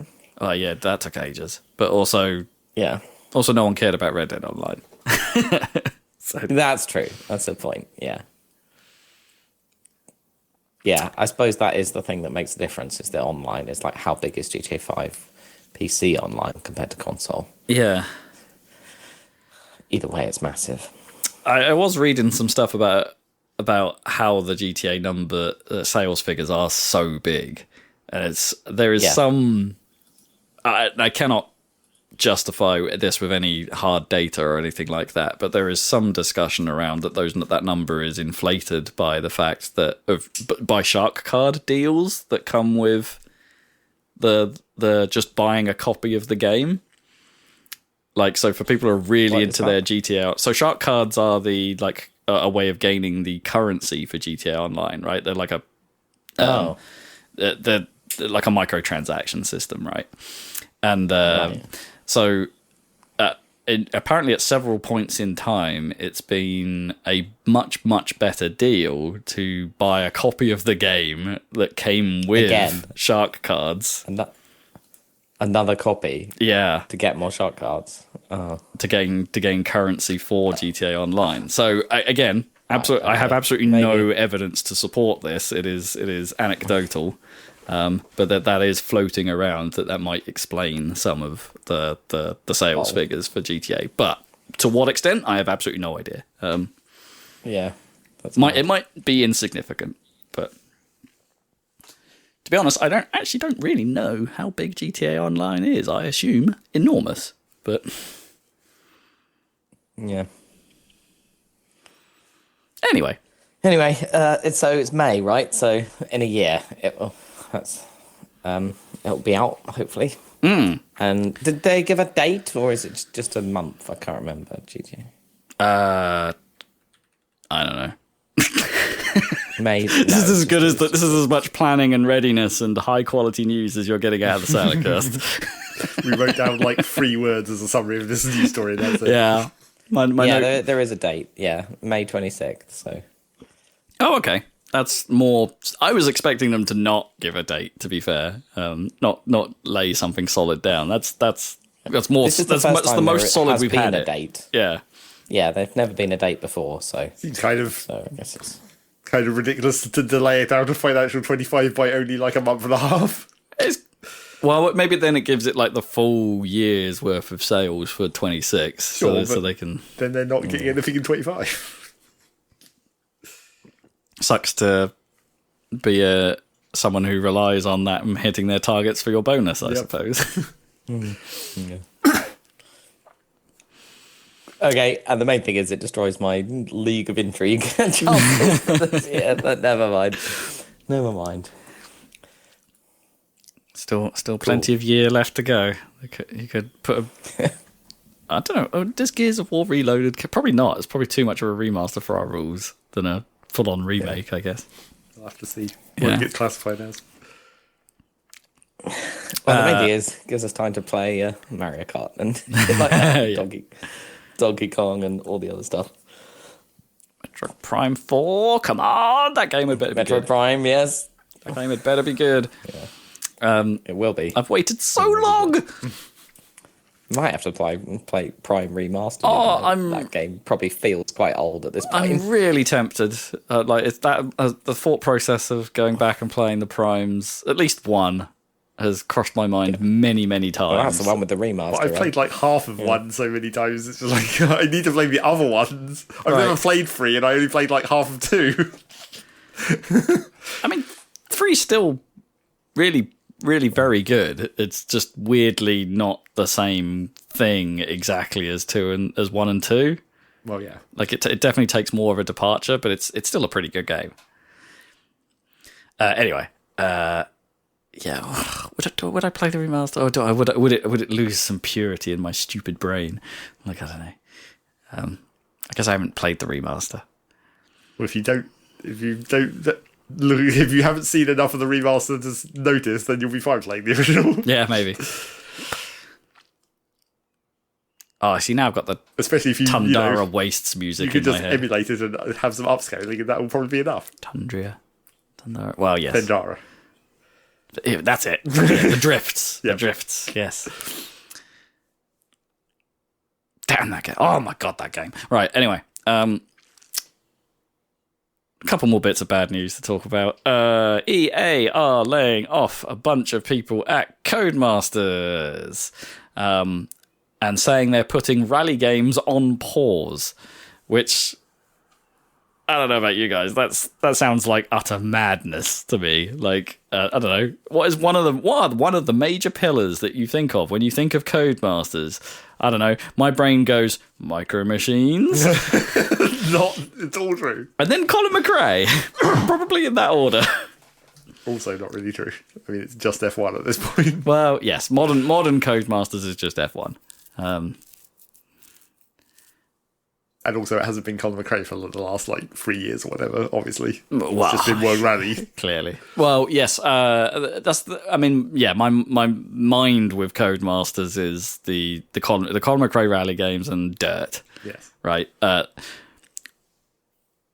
But the more recent entries, Dirt 5 and EA Sports WRC, have been...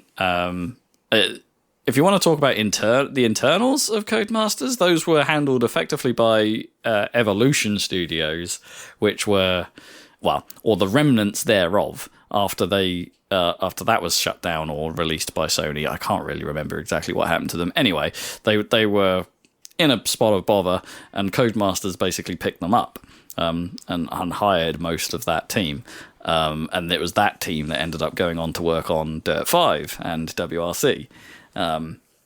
So by putting Rally on pause, I guess it's safe to assume that Evolution Studios are being griefed by EA even more. That's my read on it anyway. I still think it's madness. Maybe Rally just... I mean, Rally just isn't... Well, no. It's popular a tiny anymore. market. Yeah, it's not a... It was always a tiny market. Yeah. It only had a brief resurgence around the Dirt age where it's like, oh, this is getting fancy now. Rally has caught up with modern technology for a moment. But then it got left behind again. It's more that I think EA Sports look at the popularity outside of the games, right? Yeah, the games may still be great and the games may still play really, really well. But outside of that, does Rally really have any influence anymore or any... It definitely was a moment in the kind of late 90s when it was early 2000s when it was and this is maybe the same with skateboarding and stuff, but the game fed into the sport, and that Super Impreza WRX and Lancer, the Lancer, Evo even that Focus yeah. with the Martini, was it Martini? Anyway, the cool livery. It's Colin McRae too, yeah. But the current Mitsubishi Evo is not it's not thought of in the same way, I don't think. Well, no, there's only 2 or 3 actual cars in modern rally, right? There's not many. Right, exactly. It's a considerably less interesting playing field before you even get to the driving and how rad that is. It's But that's why Dirt Rally was the good one, because they were like, oh, we can do the whole history of rally and in an actual physics engine. Yeah, super cool. And obviously, you can do all the Group B cars and stuff. Yeah, that's why there's now. It feels like they should have continued to make Rally a bit, because it's like they were close with the Dirt Rally and Dirt Rally 2 age, where it's just like, okay, this is like the car handling is getting better, but you could still do so much more with, like, you know, the track physics and stuff like that. Sure, there were still some oddities about how those things handled. But then, you know, that's so much effort for a tiny market, I guess. Yeah.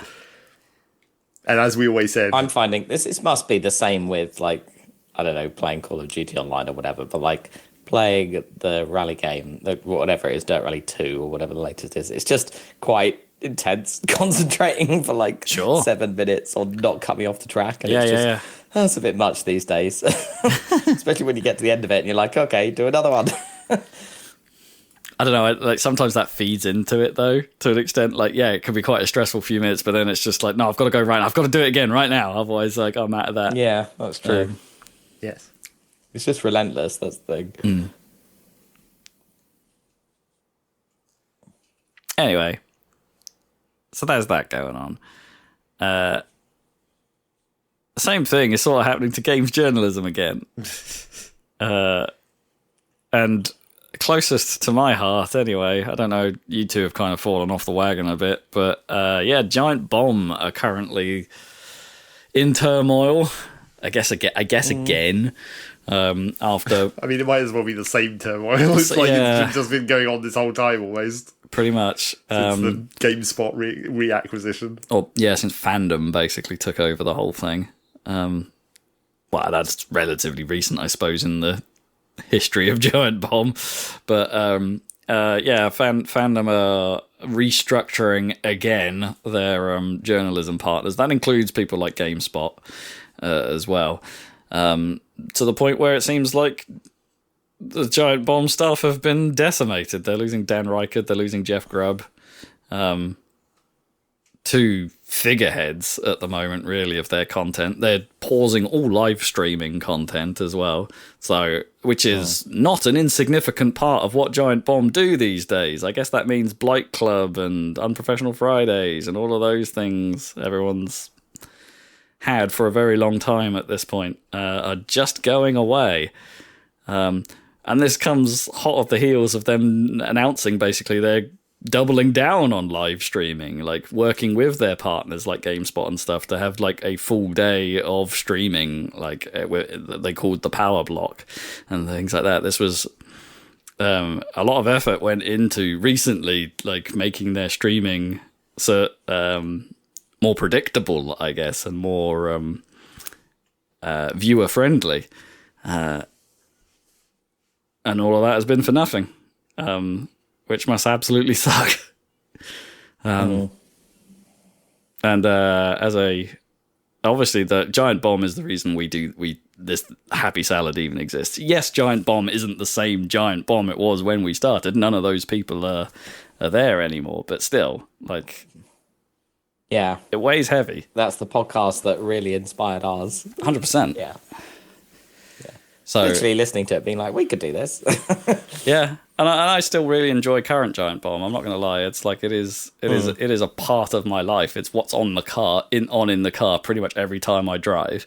So and this feels bad, man. This feels bad.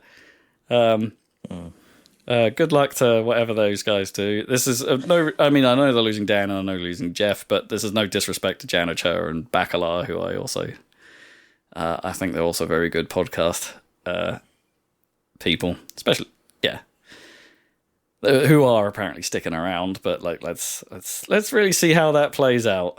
I don't imagine GameSpot or Giant Bomb to be two separate entities for too much longer. They kind of already weren't.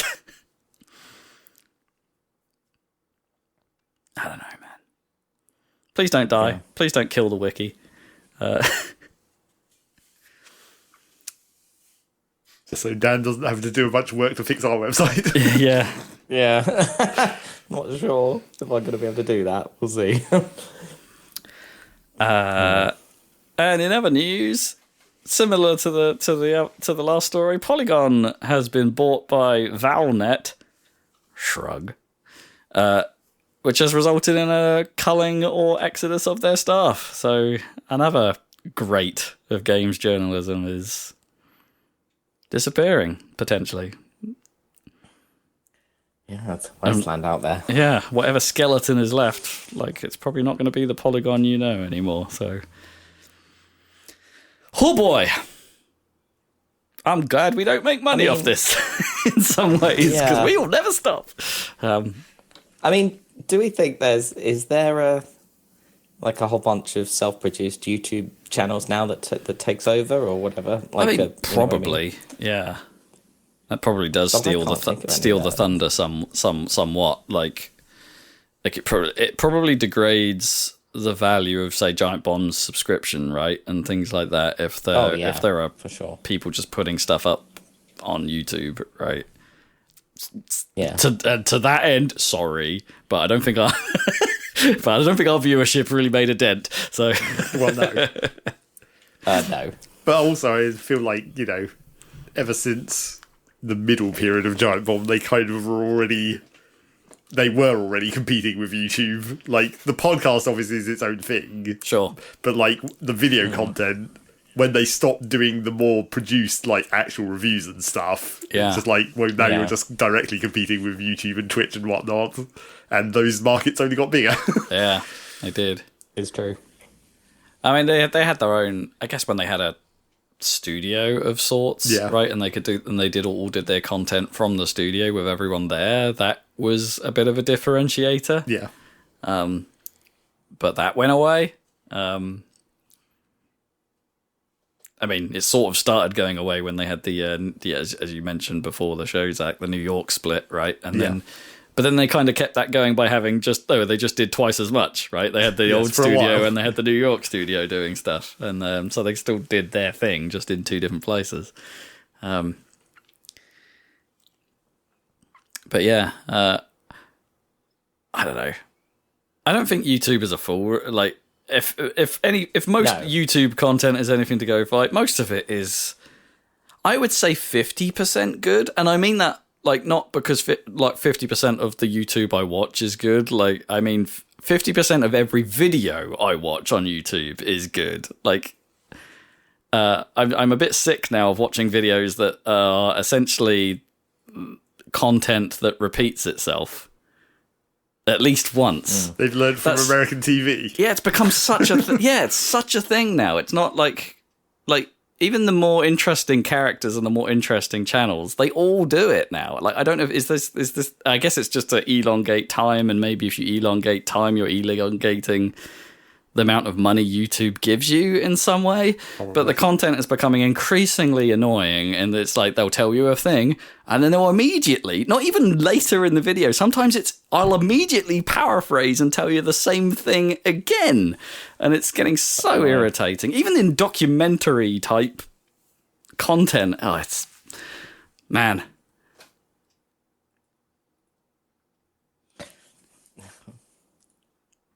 Maybe I'm just watching the wrong channels, but that just seems to be like that's the trend I see in YouTube at the moment, and that trend is repetition, and it sucks balls. Who can we rely on? Yeah, I still watch for the film stuff. I still watch Red Letter Media. That's still good, and still going. You know, after many years. I mean, if Giant Bomb does go the way of the dodo, I will shift back to Easy Allies. They're still going, and I do still listen to them every now and then. And they're I think they're a bit positive for me, but like this industry could do with a bit of positivity. But upbeat. That is one of the things that Jeff always had. You've got to have the Jeff cynicism, original Jeff. Sure, yeah. I've got a serious case of the Gersmans. I've got some Gersmans going. That's news. That's the news. Unless I've forgotten anything. It's time. No, anyone? I think so. Half-Life 3 might be a thing. Half-Life 3 knows? might be a thing. I'll believe it when I see Might it. not. I'll believe it when we see it. Okay, but that could come in instead of GTA 6 at the end of the year and blow apart the end of the year. Who knows? We shall see. Meantime, we've been playing video games. We've been playing more Astro Bot. Way! Way! It's pretty good. It's continued to be pretty good.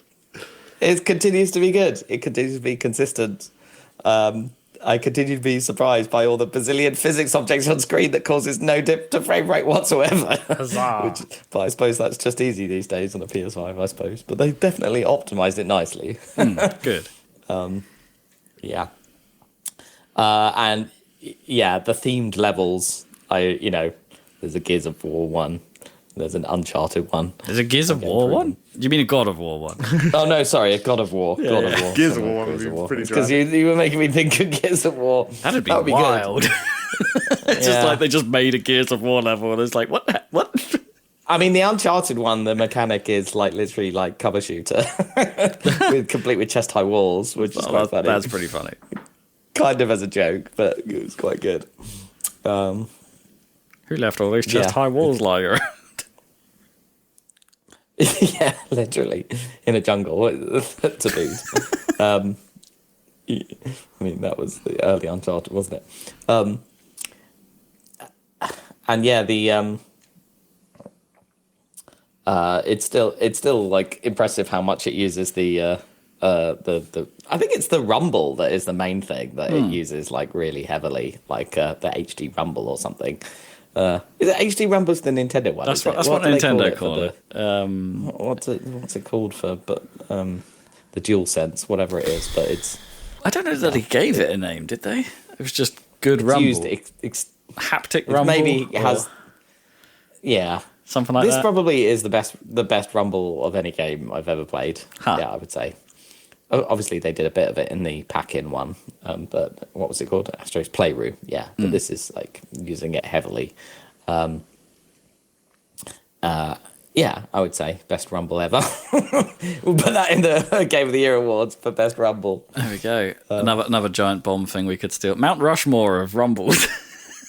Yeah, the ultimate one-off. We could give one-off prizes. Yeah, sure. The best rumble.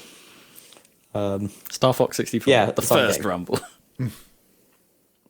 I haven't yet had to like backtrack too much because you just need to get X many. You're supposed to rescue like 7 odd robots per level, and they're getting harder to find.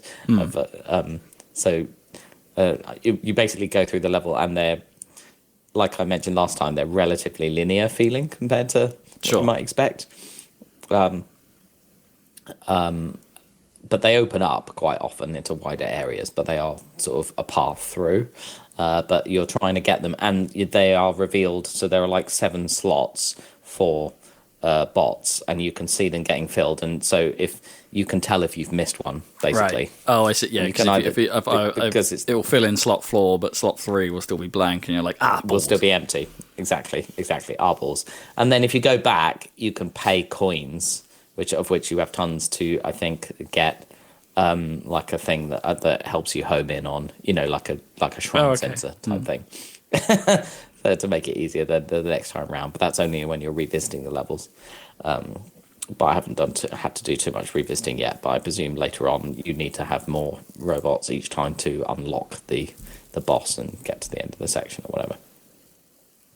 But I don't think you have to. You probably have to do 50% of it to actually complete it. You know what I mean? Sure. But it doesn't. It does not have the billion moons or whatever in Odyssey. How many are there? It's like 700 or something in Odyssey or something like that, isn't there? Yeah. How many At moons least. are there? And you only have to get like 200 or something to. How many do you need to complete the game? Like 150 or something, and it's like 700. So it doesn't have that amount of stuff in it. But what there is pretty cool. And continues to have new mechanics and new fun physicsy things per level. So yeah, I think you would be into it, Rob, especially because it's just a visual like feast, and Sure. basically it's just this like a flawless presentation. So Better buy that PlayStation 5 before it's worth $1 million. Oh yeah, it's going up. But you need to play Wonder on the Switch. I do. I know. Yeah. Now at this point, we just have to wait for the Switch 2 edition. Surely. Yeah, will that be 4K? I don't know if I is saw that on the they- list of ones with patches. I don't know if I saw they were doing that. But surely they're going to. Surely. Might be on the Yeah, they'd be mad not to. Because there's the list of the ones with free patches, right? Which Yes, definitely yeah. have Odyssey on it, because that's what I was checking for. But it probably has Wonder as well. I'll have a look. Yeah. So that's me. What have you been playing, Zachary Burgess? Well, I basically stopped playing Avowed. And I this is risky. It's like, will I manage to get back to it? I think I might still. Will you ever get back? Yeah. I think I might still. How far have you got, though? Just I out was, of I was curiosity. still at the end of Thirdborn. Okay. Like, I didn't play at all since last time, basically. I've cleared up all the side missions of Thirdborn, and then it's just the last go and meet the Archmage and then go to the ancient city. Oh, right. So you haven't even done the first part of Go See Rimgrin yet? No. Okay. I specifically walked precisely around the edge of that, map zone where it gets icy in that corner. Okay, so we're still probably at a similar spot in a Yeah, way. pretty much. Yeah. I did look at the achievement list to see if you had an achievement that would tell me whether you'd finished Thirdborn or not, and there wasn't one, so I was like, well, he probably hasn't finished it then. Unless it's like Emerald Stair, because you didn't get the achievement for that because the city burned. The achievement is for not letting it get burned. Right, I see, yeah.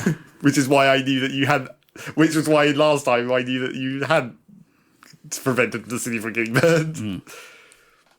And as I said then, I don't know if I said it on the podcast or I said it to you, where it's like, it's weird that kind of makes it canonical that the city doesn't get burned, because that's the only one you get an achievement for.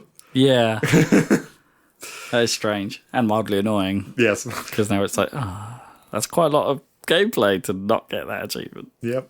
I was lucky that I had a save before that, where Yeah. I could just reload it and go back and not kill them, still grotto and kill them. I guess I had kind of figured out that was going to be a trigger for something, I just didn't know what. So I had avoided going in that cave all the way through Emerald Stair, and then just had a save right there where I could choose to or not. Anyway, didn't play that. I did go back and find that cave. Oh, right. Just because. I'd be like, oh, yeah, okay, I can see what Zach meant now. You can see the Zorips in there, I guess. Yeah. Because there are no dudes in there any longer. Read the letters that tell you about what they were going to do, but Yeah. they then did. Yep, all of that. Mainly I've played a shit ton more Velatro, but there's not really much to talk about there. Just more Velatro. I made it to Orange Stake, which is the second to last one. Which is, the layering of the difficulty is kind of ridiculous. But also there's this weird, sort of... There's a difficulty... There's one of the difficulty tiers, I forget which one it is. It might be... Is it black? It might be black, or it might be blue. No, I think blue's something else. But one of the middle tiers is where Eternal Jokers show up. Oh, that might be black. Yeah, Because I think that is that's where black. I'm at, yeah. But where it's those are ones that you can't sell once you buy them. Yeah. And it's that seems like a difficulty spike, but that's actually also an opportunity to do more ridiculous combos. Because if you have an Eternal Joker, it can't be destroyed.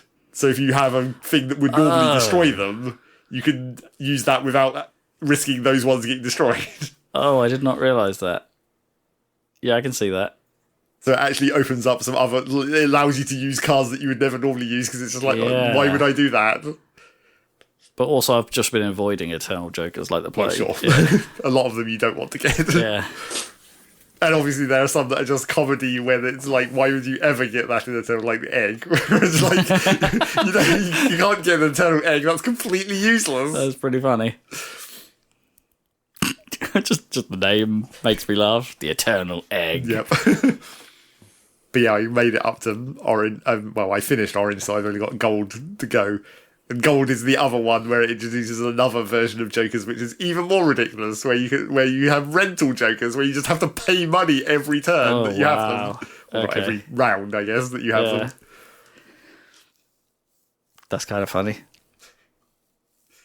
But yeah, I haven't tried a gold run yet. I've just been going back through all the decks at the lowest tier that I hadn't done, which was, I hadn't done most of them on green yet, so I just went back and did a bunch of runs on just green on a variety of different decks. Oh, and I guess when you get to orange, you unlock the last of the unlockable decks, which is the random deck, which is kind of cool, but not as random as I would like, because it only randomizes the suit and value of the cards, not how many cards there are. So you're always still going to have 52 cards at the start. They're just randomly valued and suited. I think that's enough. That sounds nuts. Well, kind of. But again, as I also said to Rob last week, it was just like, because it's randomized over a 52 card deck, that kind of evens out the randomness to some extent, so it's not actually that random. I mean, obviously there's a chance you could get a completely ridiculous deck where every card is the same, but... Very, very, very, very low. So yeah, and also, that in some way has the classic problem of like, you can roll a random deck at the start where you're like, oh, that would be real good if I could get this one Joker, and then it just doesn't happen. Like, you get a deck where you've got randomly got 7 9s at the start, and you're like, oh, if I could get that Joker which gives you $1 for every 9 in my deck. Right. But then you don't. So yeah, I did a few runs of that, but then I just went back through to green stake and cleared up some runs. I also got a couple, was working on some of the achievements I hadn't got yet, like the one for getting your deck down to 20 cards, which is not easy. No, that sounds real difficult. But that one you want to do on the abandoned deck where you start with no face cards, so you're already down 12 cards to start with. Yeah, helpful. But even then, I only just made it with in the process of winning the run and then surviving a few extra rounds after that, I only just managed to still get down to 20 cards at that point. Yeah, because you're entirely reliant on the destroy card, either spectrals or tarots coming up, and there aren't that many that do that. Yeah, and because you're having to play with the abandoned deck, you can't even use the Zodiac where you start with the bonus to tarots appearing or whatever that would make those more frequent. Sure. I mean, you could get it anyway if it just turns up in the vouchers. So yeah, that was Bellatrix. That was clearing that up. The achievements I still have to go are the ridiculously hard ones, and then it's just a matter of doing the gold stake run, and I still haven't found any, Uber combos, any game breaking combos. Don't know where those are. I suspect that's probably because I haven't been playing past Black Stake much, because those Eternal Jokers, there's definitely things you can do with that. Mainly, you'd never use the Hex Spectral that clones a Joker normally because it destroys all the other Jokers. But if all your other Jokers are Eternal, then it's free because it can't destroy them. Oh yeah, does that just add to your Joker pool? Yeah, so that's one way to make a ridiculous combo. Huh. If you're playing, especially if you're playing the Ghost deck where you get Spectrals a lot more. You could just get. I made the assumption that would just be blocked, not that it would let you. No, it does. I mean, there are certain things that unfortunately don't work that I thought would be a funny exploit. You can't, if you have the knife where it kills the Joker next to it but adds the value of it into the multiplier, that just doesn't function on Eternal cards because it can't kill them. I was hoping it would just get the multiplier for free. Right, yeah, just get doink. But unfortunately not. That one they thought of. But yeah, a lot of the stuff where it's just the Madness Joker, where it just kills a random Joker at the start of every round. That doesn't matter if they're Eternal. Sure. Multiplier for free. So weirdly, that kill doesn't add. Even if it doesn't kill it, it still gets the multiplier because it gets the multiplier at the start of the round, not from killing the Joker. It kills the Joker and gets the multiplier at the start of the round. It's not conditional on the right. Weird. That seems potentially frustratingly inconsistent, depending on how those are written, I guess. I mean, there are still a few things like that. Every time you find one of those things in game where it just doesn't work right. The classic one that everyone finds out eventually is 4 of a kind doesn't count as a pair, even though it should. Wait, surely. what? Doesn't it? No. 4 of a kind doesn't count as 3 of a kind or a pair for Or some two-pair, reason. presumably. Or 2 pair, yeah. Okay, that's dumb. Yep. You never knew why. Because obviously a full house counts as 2 fair and 3 of a kind and pair. That seems real stupid. And presumably 5 of a kind Well, yeah, presumably. has the same problem. I would imagine that probably doesn't count as 4 of a kind. Yeah. I bet it's something to do with the scoring order, like, because it's higher up the rank or whatever. Maybe it happens first or something, and But that still shouldn't overwrite it, because that's No. the whole point of those ones, that where it's if it includes a pair at all. yeah, I wonder why that is. I'm sure there's... Well, I've seen the YouTube thumbnail of a video explaining it, but never watched it, because it's like, I don't really care about the explanation, I just know that that's how it works now. Yeah. Because I've experienced it in the game anyway. But why would you ever play 4 of a kind anyway? I mean, That's a virtually impossible deck to get into unless you're playing the randomised deck, I pretty guess. difficult. Yeah. So that's Blatchrow. Some stuff that I didn't talk about last time because we ran over time on podcast. Not that we're not about to do that again, but you know. Woo! I played the next patch of No Man's Sky. I also did the Expedition again, even though this one was much a much simpler one for the archaeology fossils update, which didn't really change that much because you always used to be able to find the buried bones or whatever. It was just one of the varieties of artifacts that you could find depending on the planet. Like sometimes it's the buried scrap and sometimes it's the what's the other one? Ancient artifacts. But yeah, sometimes it's bones. But now they've changed it so that the bones are slightly different. Although weirdly you can sometimes get the artifact version of bones that don't fit in this new system. It's just like a separate thing that's left over from the old system. Oh, weird. But yeah, the new system with this version of bones, you can find individual parts of skeletons, and then you can reassemble them into a full skeleton. Although it goes very 1800s on it, where you can just put random bits of skeleton together and then be like, yeah, that's totally a thing. You just make whatever weird skeleton you want, and then package it up and sell it. But yeah, it's not a super expansive patch, and the exposition for it is also not complicated really. Get some bones, sell some bones, Get bones. talk to the galactic archaeology. I forget what they're called. They had a weird acronym, and I thought it was odd, but I forgot what they're called already. The archaeology faction. Gout. Yeah, I'm just gonna say something begins with GA. I don't know. and I guess if you there's a new combat thing to do with the archaeology as well, where it's like when you're getting the bones, the bones appear in normally groups of 3 or more, but then sometimes you also get these little stone spheres that awaken these ancient stone guardian things that you shoot. Or, you just don't touch those. It's actually weird because I thought it would be if you interact with the bones at all, it would activate the Guardians. But it's actually only if you specifically interact with the, stone Guardian sphere that's next to the bones, so you can just still totally pick up the bones and just leave the Guardian spheres alone. Weird. Yeah, why would you do that? I mean, there is, they do drop, a new special building material or whatever. Oh, okay. In case you want that. Because you want to make a bone fortress. Yes, in case you... Well... not a bone material, unfortunately. No. That'd be cooler.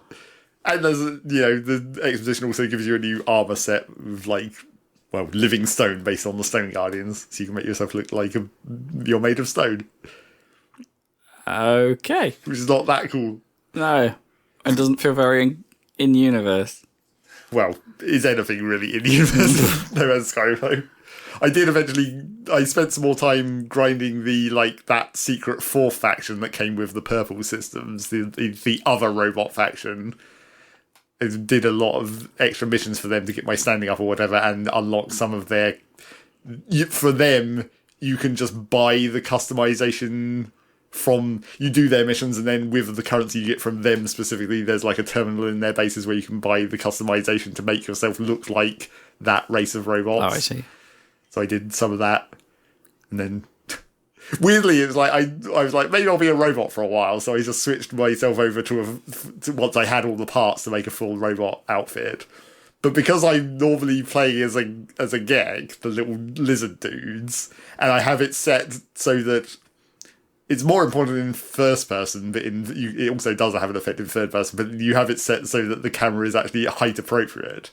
So it's more noticeable when you're in first person, whereas like literally the first person view is lower, but you can set it to just ignore the height of your actual character and just put the camera at normal head height. Okay. But because I've been playing with that setting on for so long, when I switch back to a normal size character, it's like, this feels weird because now I'm tall. Right. all the like interactions are at a different angle because I'm used to being short normally and looking up at them. It was kind of strange. And I actually also spent a lot of time playing in third person, which I normally don't do. I think I've always played in third. You may have noticed that I didn't in the video. I had it switched into third person camera at the start so I could do a wave, and then I was like back to third person because that's how I normally play. Yeah. But I've actually been playing quite a lot of third person recently. I wish I could play ships if you play the like space combat stuff or flying your ship in third person, it doesn't have any HUD. Like, you lose all the information that's normally on the inside of your cockpit, which is really dumb. Yeah. I'd love to play in third person so I could actually see my ship when I'm flying it, but like, you don't have any actual UI information when you're doing it like that. Yes, this is true.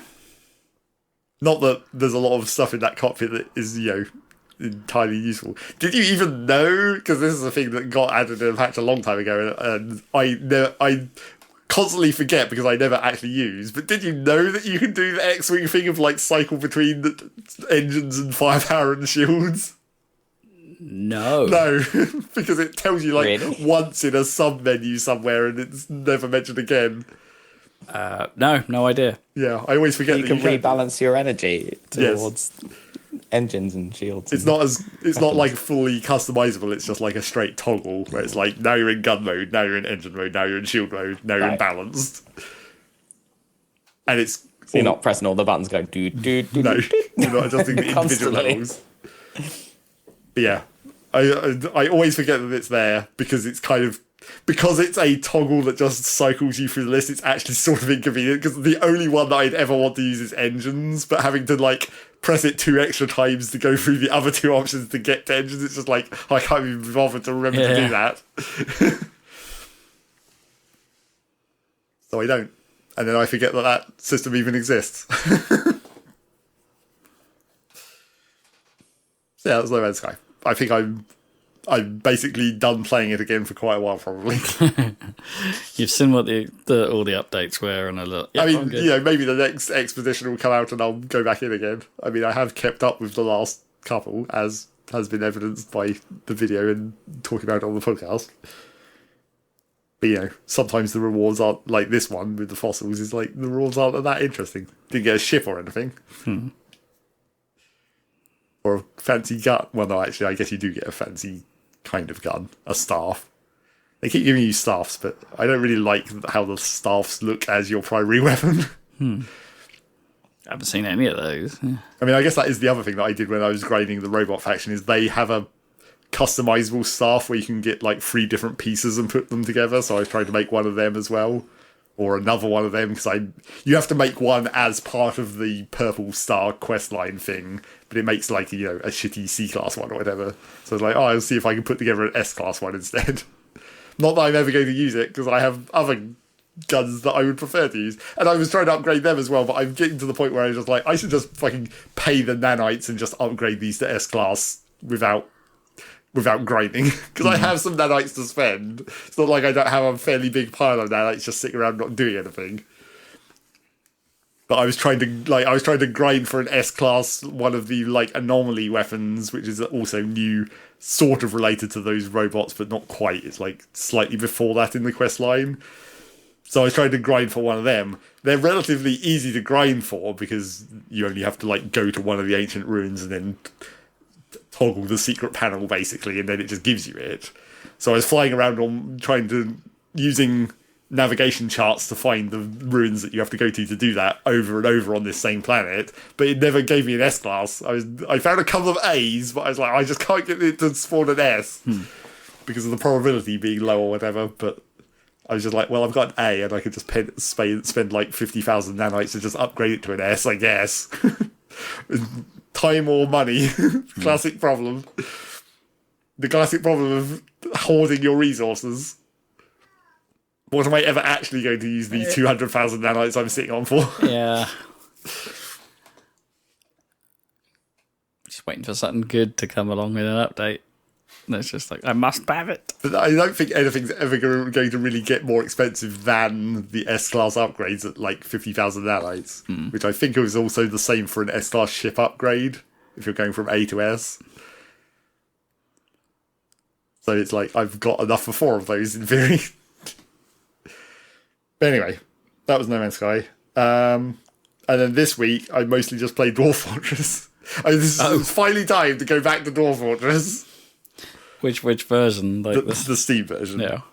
Well, because that's kind of the same thing now. I mean, you could go back to a literal old version, but then once they made that jump to Steam, it's just like... That's the one that's getting updates, or... Well, and it's sort of... The old version of Dwarf Fortress still got a lot of the UI stuff just ported into, like, the old system. Which, as soon as I started playing it again on Steam, I was just like, oh yeah, I remember why this annoyed me the first time. I remember all the weird things where it's like different layers of problems with it, where it's like some stuff that's just been taken out from the last pre-Steam version, which is like, why did they get rid of that? It just doesn't exist in the new UI. Like, one of them is, there was, when you have a workshop, there used to be a system where you could set the workshop to have a limit on the skill level of the person working it. So you could be you have to have a minimum skill level to work in this workshop. Right. So therefore you could be like, this is the one workshop that makes the high quality goods. So if I queue anything up in that workshop, I know it's going to be high quality. And they kind of... I'm hiring for my laundromat. Ironically, no scrubs. Yeah, exactly. But they kind of got rid of that system because now all you can do is assign one specific worker to a workshop. So you can still kind of do it by saying, like, this is the high quality workshop and my one high quality, high skilled guy works there.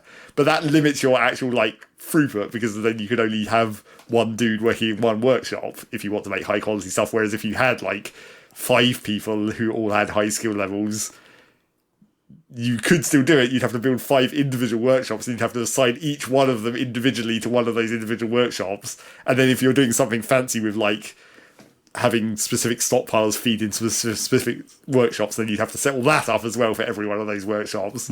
So it's much more of a pain in the ass than just having this anyone below this point can work in this workshop. Because obviously when that one guy falls asleep, that workshop's just sitting there doing nothing. Whereas in the previous system, a different, equally skilled guy could take over. Yeah.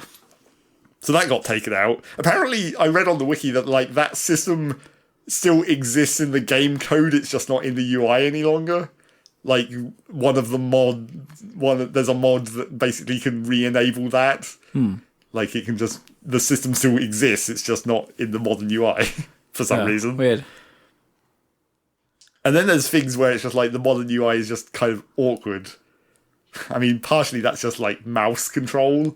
Everything is mouse now, rather than keyboard. And admittedly, that's partially just I was so ingrained into the keyboard controls. It's I can do everything so fast on the keyboard. Whereas now with the mouse, it's I'm having to drag my mouse all the way across the screen to click this button. And there's no keyboard shortcuts? I mean, there are some keyboard shortcuts for accessing different buildings or whatnot. Although the trouble with that is, of course, that also those are all different now, so my muscle memory of what those button combos are is also screwed. Huh. I mean, maybe I could just rebind them all, I guess.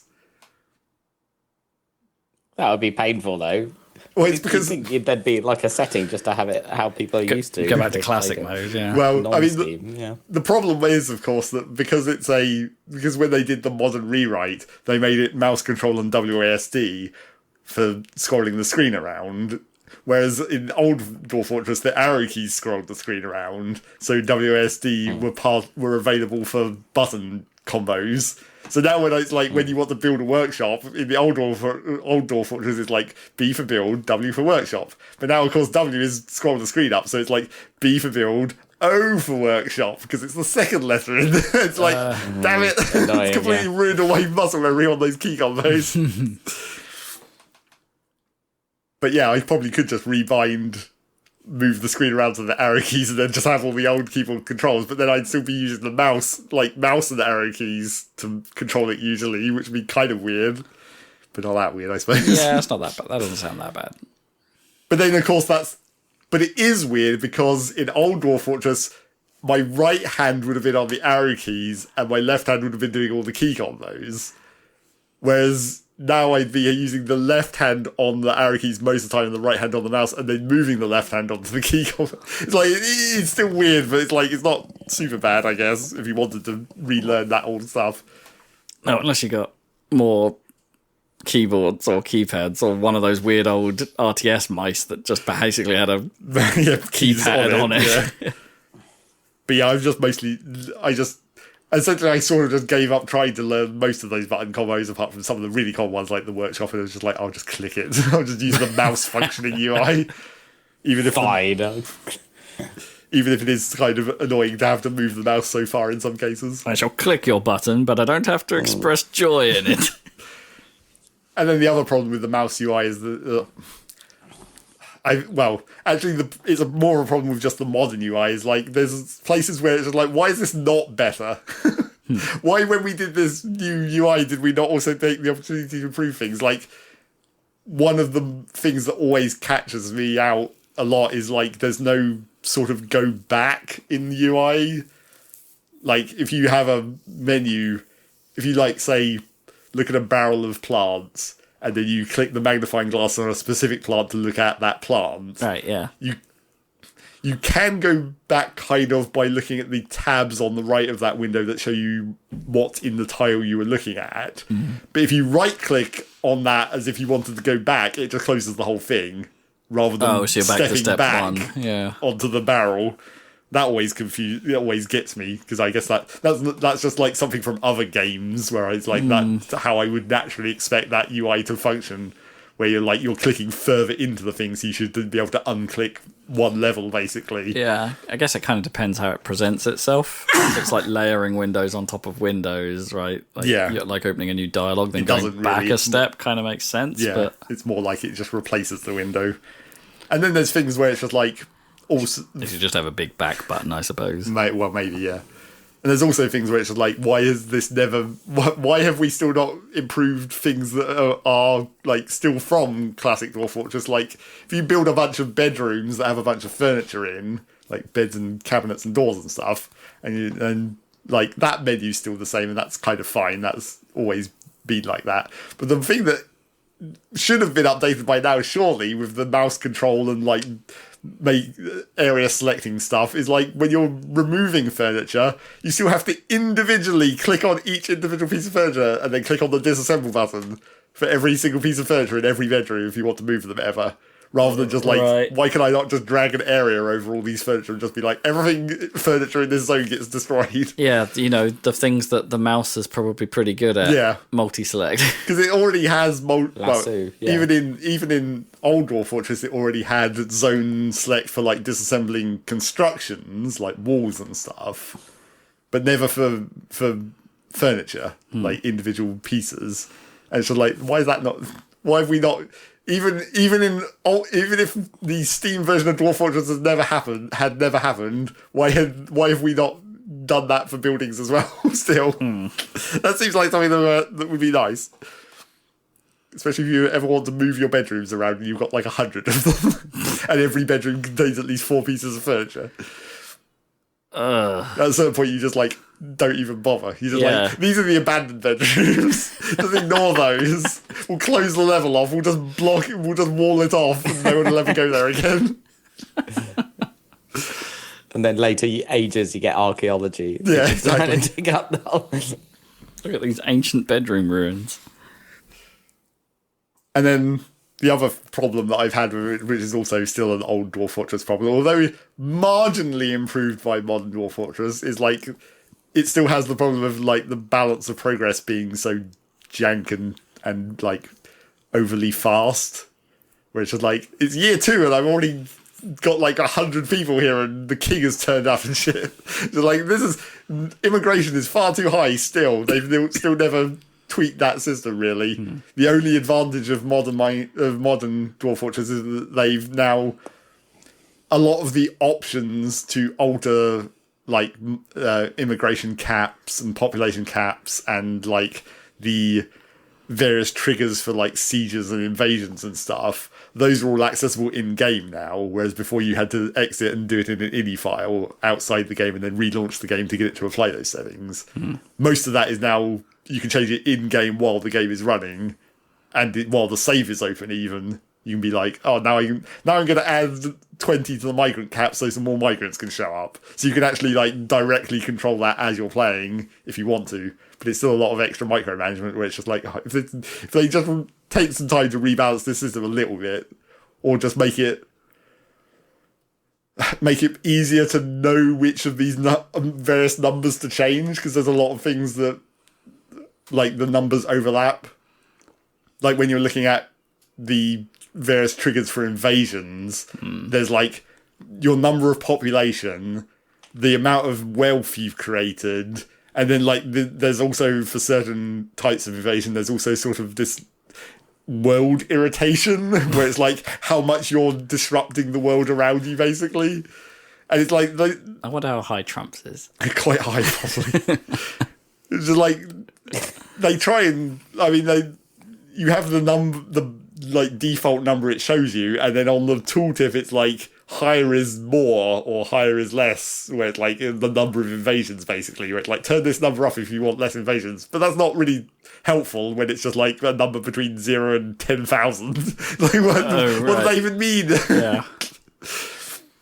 How do I judge what scale I'm adjusting this on? You just have to guess or like experiment over and over, or I don't know, look it up or see if someone else on the internet has already figured it out. But yeah, there's a lot of... I've always felt that especially just with the number of migrants you get from the wealth generated by your fortress, that's always been too high. Although that's a very narrow balancing act between like making the game too slow and too fast. Like there's kind of a small window there where it's like if you don't have enough migrants to keep pushing you to build new like. At certain population levels, it unlocks new things that you have to do, where it's like once you get past, I think it's 15 worshippers for a specific god, you have to build a temple for them. So that's like a population thing, whereas as your population goes, you're going to have to build more of these temples, and that's like a thing you have to do. But if you're getting too many of them too quickly, you're having to spend too much time individually remembering, I've got to upgrade this temple, and I've got to build enough value into this room to make it upgrade. Which is also slightly harder now because they nerfed how much value furniture gives to a room. So you can't just, like, build a bunch of cool furniture, cool statues in a temple to make it, you know, valuable enough to become a temple. Interesting. Although, weirdly, you always used to just smooth... The easiest way to improve the value of a room was, like, smooth the rock, and then normally, if you needed to go further, you engrave the rock, like, with, you know... art, basically, and that would normally upgrade the value of a room. And that still kind of works, but they weirdly introduced the system where if you construct like the walls and floors out of blocks as a replacement to the natural ones, those are actually worth more. So if you replace smooth... You clad the wall. Yeah, if you replace smooth floor with constructed block floor, that actually makes it more valuable, which I guess sort of makes sense because you're using resources to do it.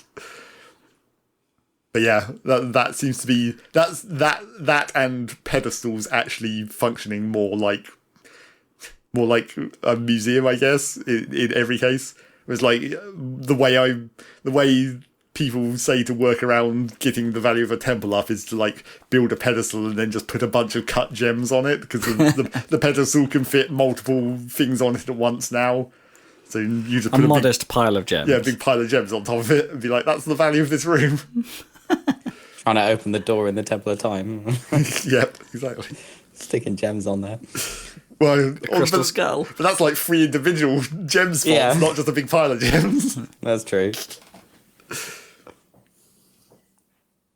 And then there's just Dwarf Fortress being Dwarf Fortress. It's just like shove a bunch of animals in a single cage and that kind of thing.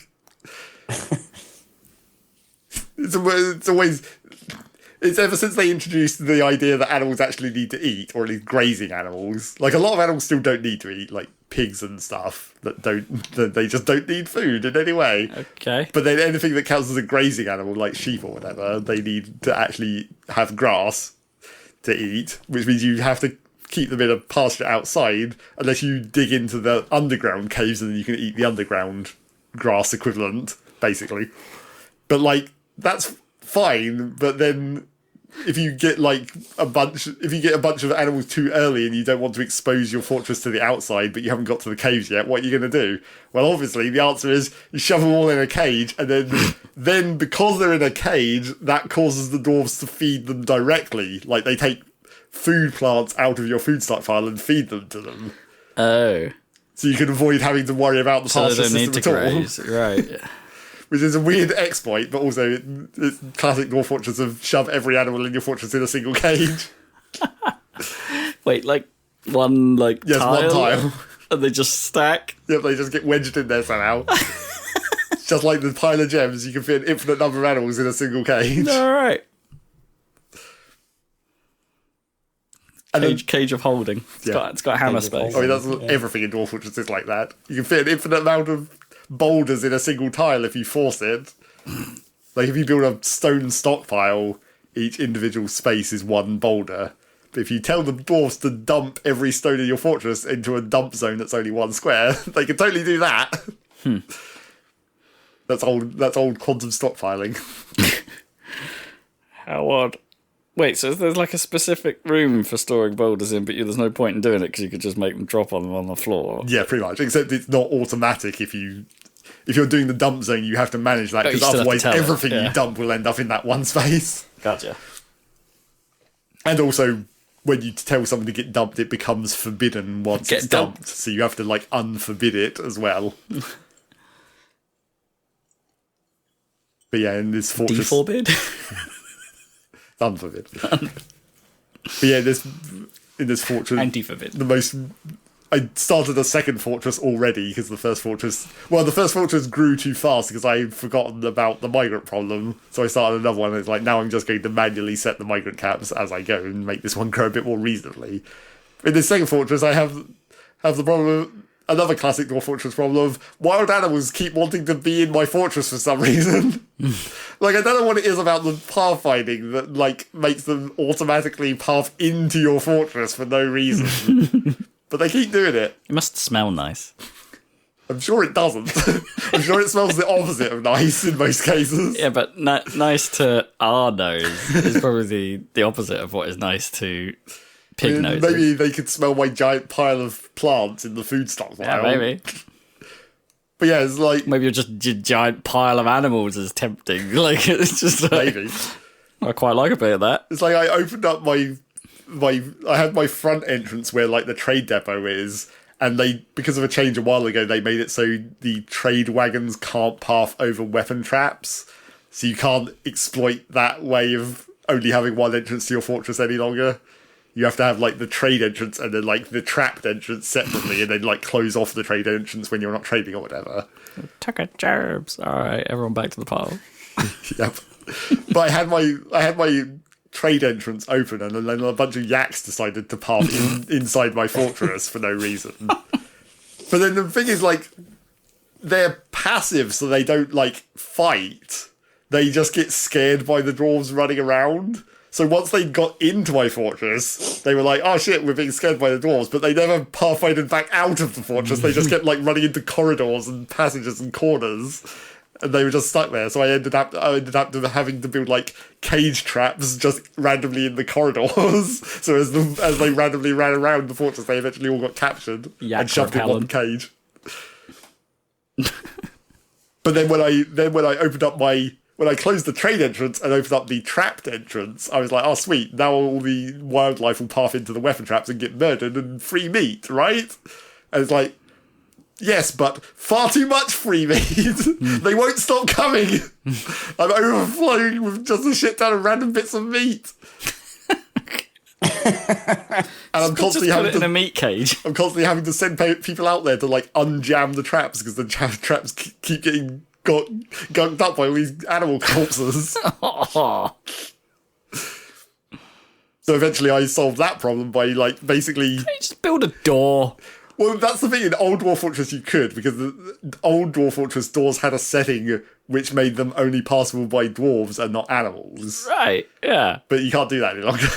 What? Why? I don't know. That's just another one of those random things they got rid of in modern Dwarf Fortress.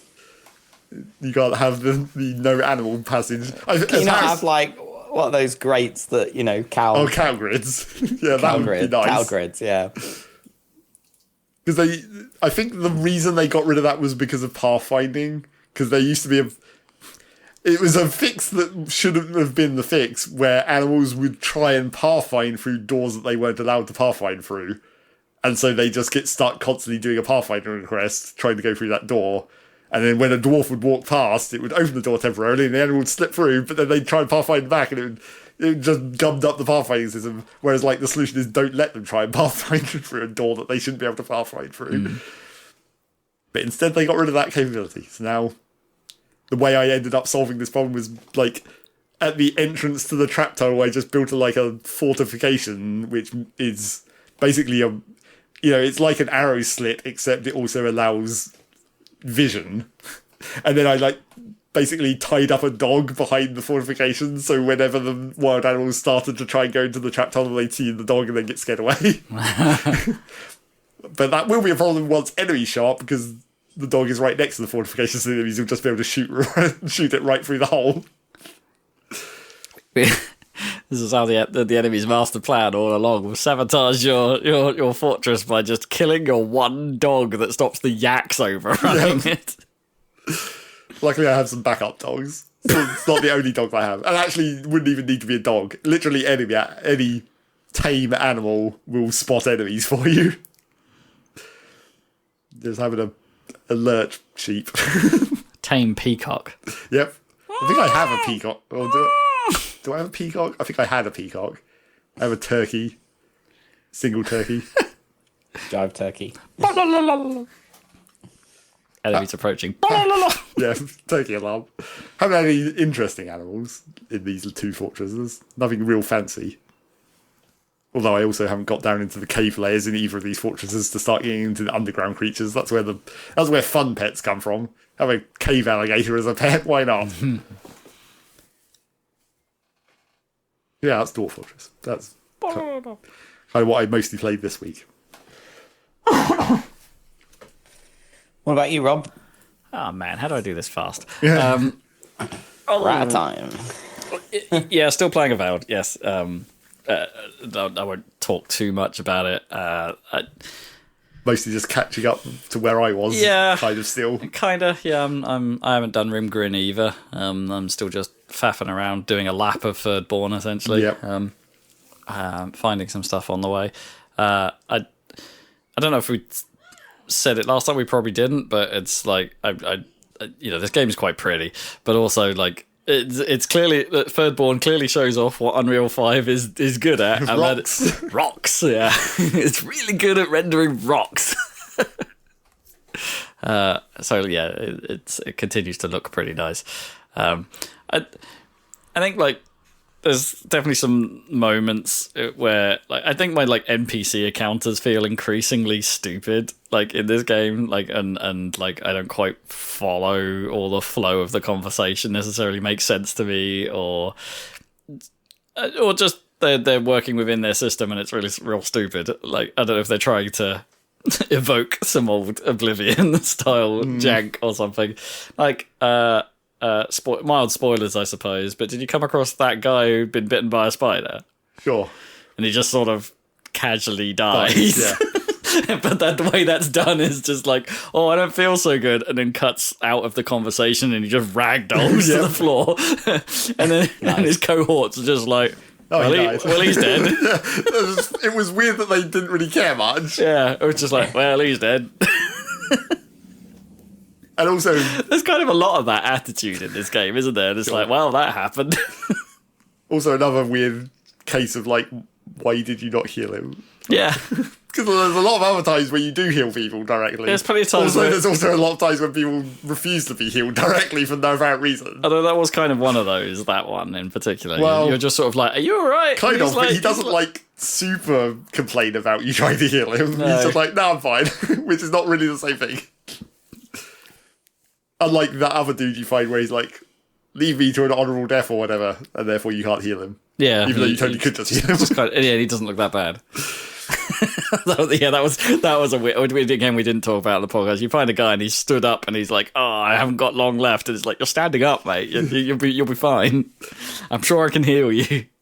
And then there's the also opposite end of that problem where it's like the occasions when you do heal someone and they're like, "Oh, now I can make it back to base, but I'm going to continue to just stand here because just in case you need to talk to me at some point in the future." It's like you heal them and they say they're going to go somewhere and then they don't. They just stand there because they're an NPC. And they didn't bother making like some kind of walk off. Well, I feel like they have done that a couple of times, just not every time. And also, I don't know that I've ever seen it. And sometimes when you do heal those people and they're like, "Oh, I'm going back," but then they don't go back, they're not actually important that they're still there. It's like you never do come back to them. Yeah. It's weird. I feel like a lot of stuff, well, it's probably realistically so, a lot of stuff on these, like, based on your decisions, kind of happens when you're not there. And then you go, if for some reason you go back or you're following a quest line through and it's just like, well, this is different now than when I left it, but everybody's dead now. Like, oh well, moving on. Anyway, I'm still kind of enjoying it. And, like, it's long. Yeah. But as I said before, way longer than I anticipated. I'm at about 30 odd hours now. That's the thing that has been like the other aspect of will I get back to it or not, is just like trying to guess how much of this game there is left. Yeah. It feels like there's one major area and one minor area. One smaller area. But that might not be the case. It might be two whole areas. Yeah, could very well be.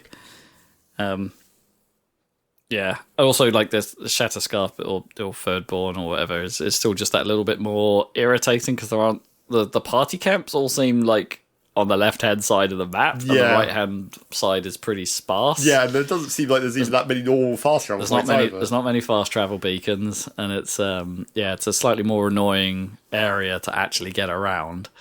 Maybe intentionally, because it's it's supposed to be pretty desolate, gnarly. Yeah. But that does mean like I could just go back to an Andra, a party point at any time, but I'm kind of not. I'm kind of just doing it organically as I go rather than just fast traveling to it. I was like, I'm still exploring this direction. I'm sure I'll find one soon. We'll be fine, right, guys? We'll find one, and it never comes. Sure. So it's like, and I'm getting to the point where I'm now like, I really do need to upgrade some stuff. Well, yeah, I guess if you need to do that.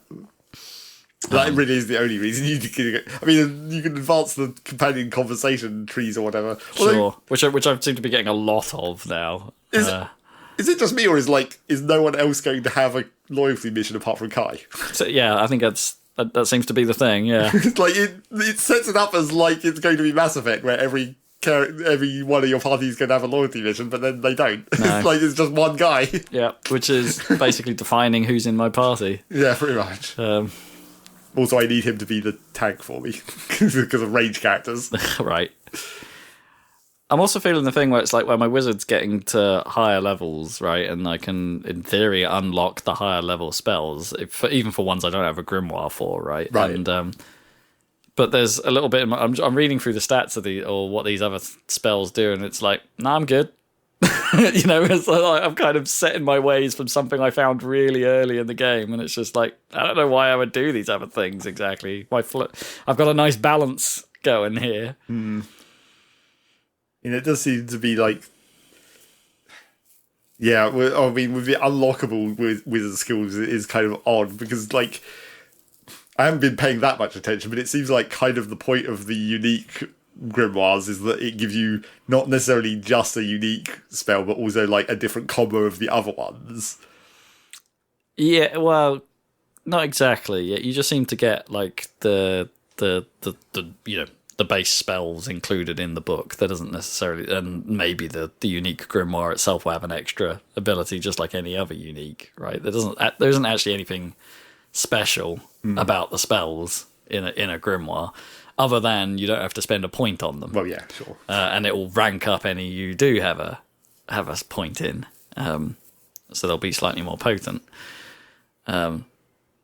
Yeah, so I'm using the one that. Well, and also just it's handy to have an extra bar of abilities, right? Because that's how the grimoire works. Well, yeah. Like you hold down your offhand button, and then it switches to the shortcuts switch to this secondary bar, which is the spells in the grimoire. And it's like, well, that's just nice because it means I've just got more to hand without having to go into the E menu. Sure.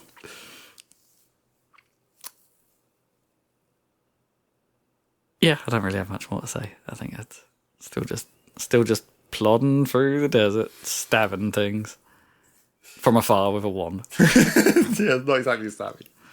Ice knives or something. Too many spiders, man. I think that actually that's probably the biggest bummer of the thing overall is that the enemy variety, like there's like none. Yeah. It's not super interesting to fight. Or at least I am getting bored of the combat because it's like I'm not really doing anything different ever. Yep. And it's like, yes, I could mix it up myself, but as I said before, why would I? Like my current loadout is pretty effective. And also, like, even for what enemies there are, it's just like, does it really make any real difference if you're fighting a spider or a bear? No. It's like, it's all just melee attacks. The only time like combat gets tricky is hordes, like when there's lots of individuals as opposed to a big thing. Fighting a single big thing is quite easy. But fighting lots of things, that can get a bit hectic and a bit hard to manage. I mean, the one time that I actually for real died was fighting that skeletal dude on the beach of Emerald Stair because I didn't kill the summoners off fast enough, so they just kept adding more and more skeletons to the fight, and then I got overwhelmed. So I have died a few times. I have cocked up, I've died more than once. But then, as soon as I realised, it's like, oh, these specifically named summoners are the ones that summon the additional guys, so I should just kill them first. It's like, oh, well, that solves that problem. Yeah. That keeps the rate of enemies under control. Yeah, it's them and the priests. Always deal with them first. Otherwise, you're not going to get anywhere. But yeah, I barely even ask my companions to do stuff. Well, I never activate their skills manually. Right. It's just on whatever they're doing automatically. Even though there's a boon for doing so. Yeah. Just sort of forget to do it, yeah. It's just like, when I'm fighting, all I'm doing is, because I'm using a gun, hold down the charge button, hold down the aim button, and aim at that white diamond that tells you where the weak spot is. Right. No matter what the enemy is, apart from the one type of enemy that doesn't have a weak spot for some reason, even though it should clearly have a weak spot. Yeah. The earth elementals, where it's just like, oh yeah. surely the core of the central core that is like the main part of the earth elemental that powers the whole thing. Surely that should be a weak spot, but it's not for no apparent reason. Where is the weak spot? There isn't one. Oh, there isn't one. Oh, okay. They just don't have a weak spot. Weird. Yeah, that's mildly odd. Yep. Still, it's real pretty. How's the other thing that you're playing in terms of prettiness? Yeah, I've got a couple of other things still to talk about. So, staying on the Microsoft tip, I'm playing South of Midnight. Which seems ridiculous considering you can play these two games simultaneously. Yeah, well, South of Midnight... For as much as one of them may not survive. As I say, Avowed is staying on my PC, whereas South of Midnight is my console thing right now. So, depends where I can sit. But, so South of Midnight it's pretty interesting. I have to say, like, off the bat, I think I enjoyed the first couple of hours of it quite a lot, and then I'm falling off it as time goes by. But I don't really know what I expected from it, but I'm not sure it was this. So, like, South of Midnight is the plot is the setup is like you are it's in the American Deep South. A hurricane comes by and blows your house or it breaks your house, so it ends up in floodwaters, and then it goes downstream. catches is your mum is still inside, so this now becomes a bit of a rescue mission.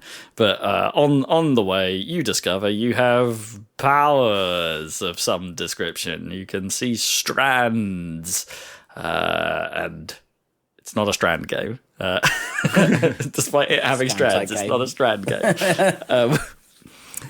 You can see strands, and you've got and abilities, and it's maybe hereditary in some form, and things get increasingly fantastical from here in a kind of, how has anyone not seen any of this before? Oh no, everyone does seem aware that this is all nuts. It's kind of strange, the world and the setup.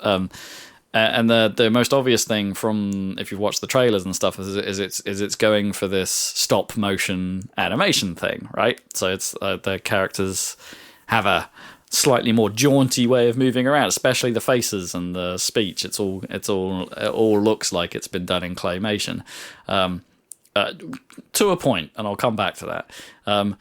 What the game actually feels like as I'm playing it is I feel like it's more akin to a Devil May Cry in structure.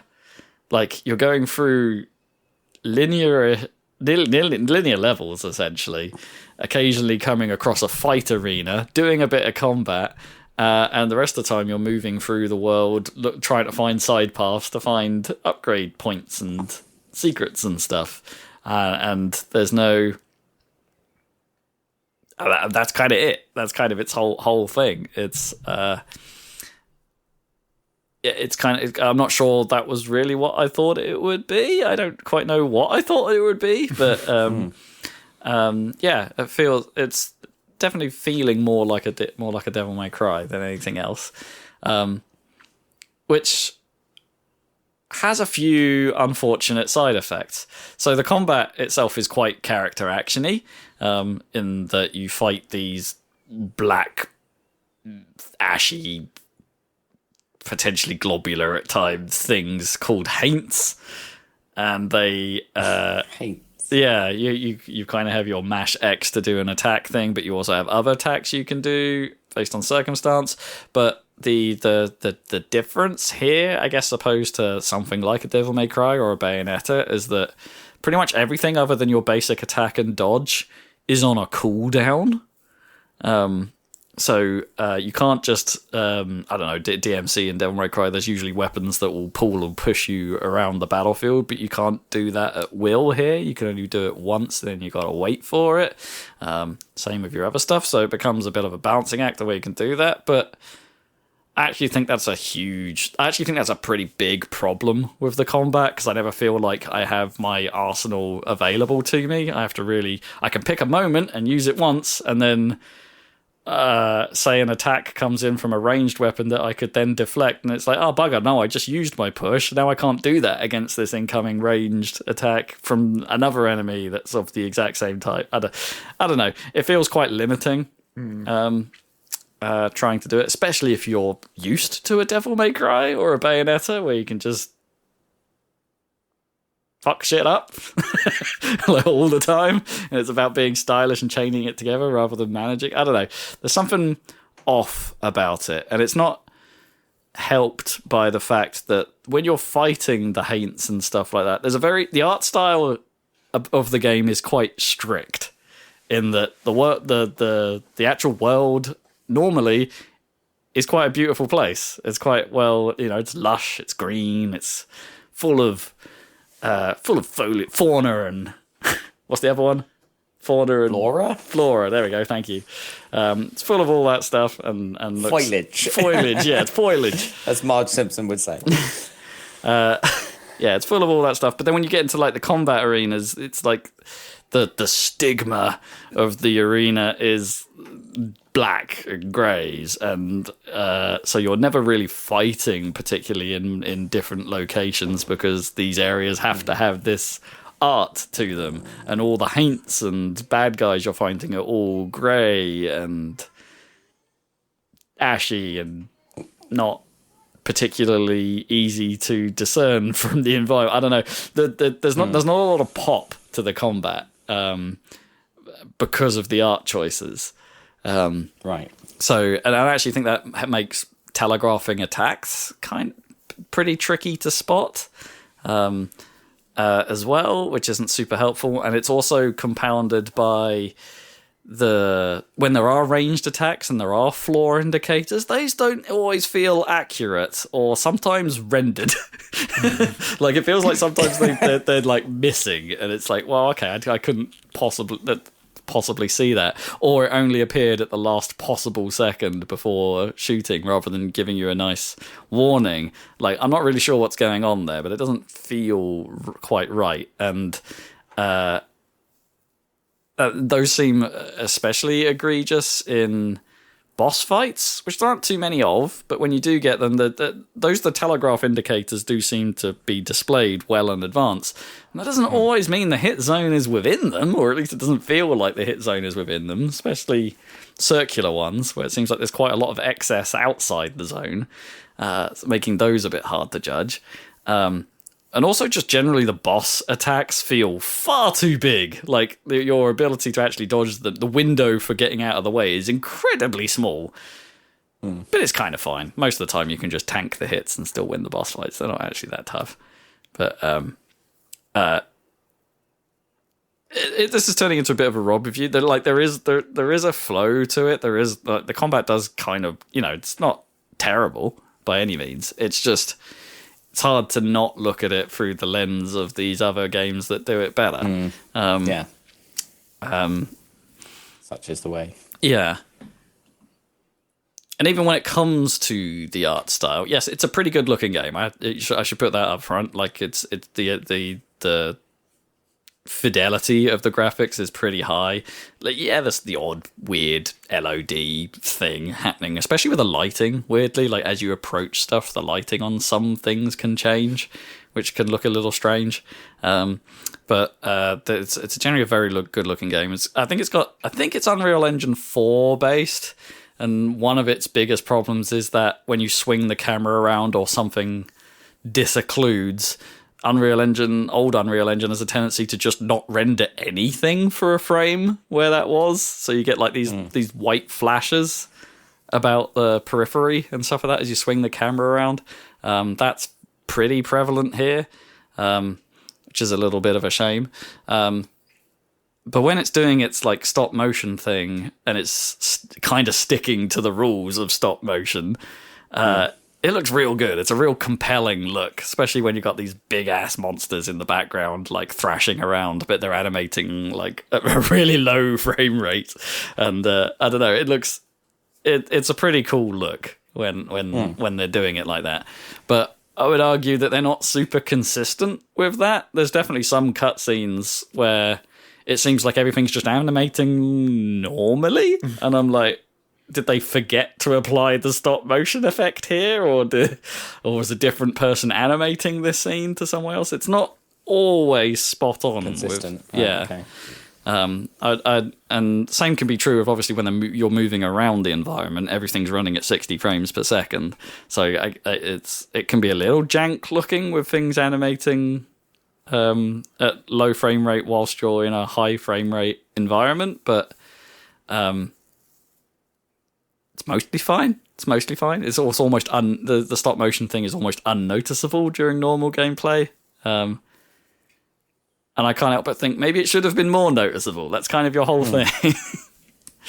Oh yeah, a quick note to Avowed, like while I'm thinking about it, because it makes sense in South of Midnight that the wildlife doesn't animate at full frame rate. Why is it in Avowed that like pigs and chickens and stuff animate so incredibly poorly in the world? Like it's one of the major graphical blips of the whole game. Is like they don't just animate. They don't even animate well, but they animate at like 20 frames per second or something as well. Like it's really, really jarring. When are you ever going to see them? You see them quite a bit. Well, chickens in town all the time, and occasionally you see pigs in the wild, and they just sort of rotate on. They don't have a rotate animation. They rotate on the spot. Also, that kind of animation. Yeah, it's weird. I mean, the real question is why do they exist at all? You can't even interact. You can't do anything. You can't shoot them. Yeah, they're a bit not strange. A resource. They're just weird. The one ambient wildlife that you get. I would like for the chickens to be well animated, and so the pigs not exist. That would make sense. Or the wild pigs you find just out in the thing. Like, I can get behind some chickens. Just I don't understand why they have to like animate at a different rate to the entirety of the rest of the game.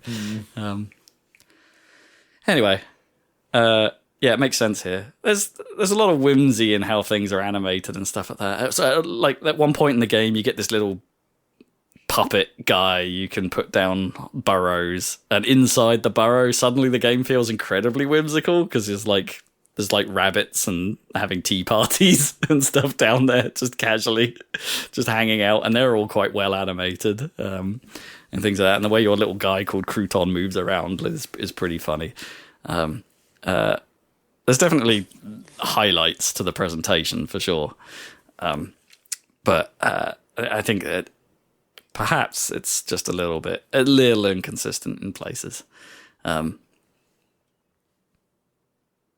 So the story's pretty dark. It's got to be said. Like, it's a darker game than I was anticipating. Like, it's not necessarily a kid-friendly thing in places. Not because of, like, brutality on screen, but just the themes of the game often involve pretty regretful deaths, let's say. And in fact, most of the game is based on the whole thing about your characters that Weavers can see the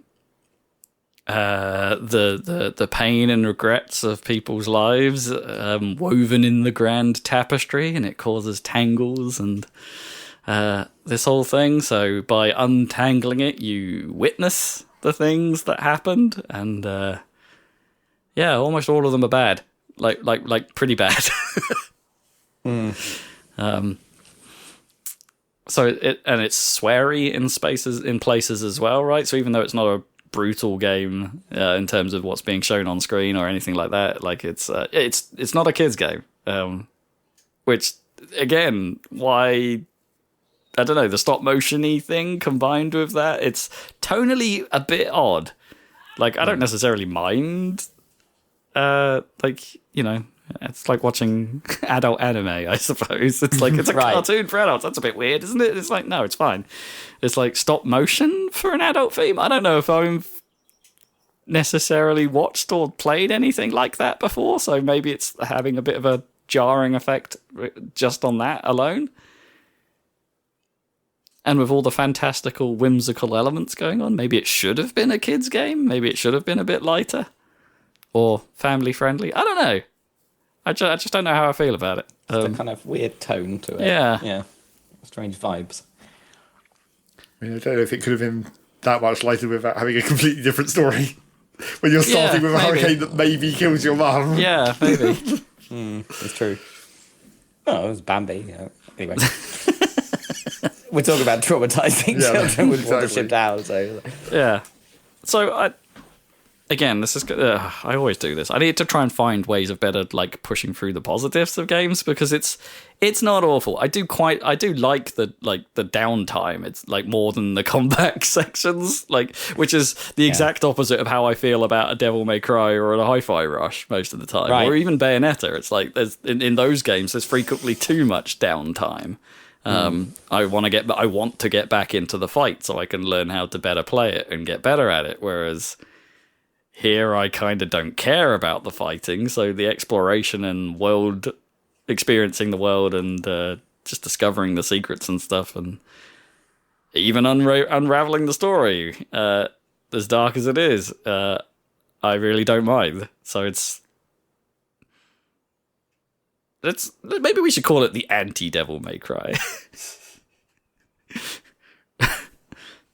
Devil May Smile? Well, it's the South, so are we going to meet up with the devil at some point? Well, I mean, there's... Did he go down to Georgia? Yeah, it's gone lower than Georgia, isn't it? Oh, I should, positives. I think the music's cool. There's something, I mean, obviously, because it's got that sort of bluegrassy, like, I don't know. That's cool. Yeah. Delta blues. Yeah, that kind of feel to the whole thing. And especially as you're progressing through areas and learning about some of the backgrounds of characters and things like that, there'll often be a little vocal interlude like while you're moving to the next thing. So they'll start singing about that person's past and stuff. And your abilities kind of have a singing nature to them. So whenever you use your weave abilities, there's this ethereal going on in the background, and it all kind of comes together. I think the game does that best actually in one of its earlier areas, where even I hope I wasn't imagining it, but I'm sure the wildlife ambience was all synced to the music.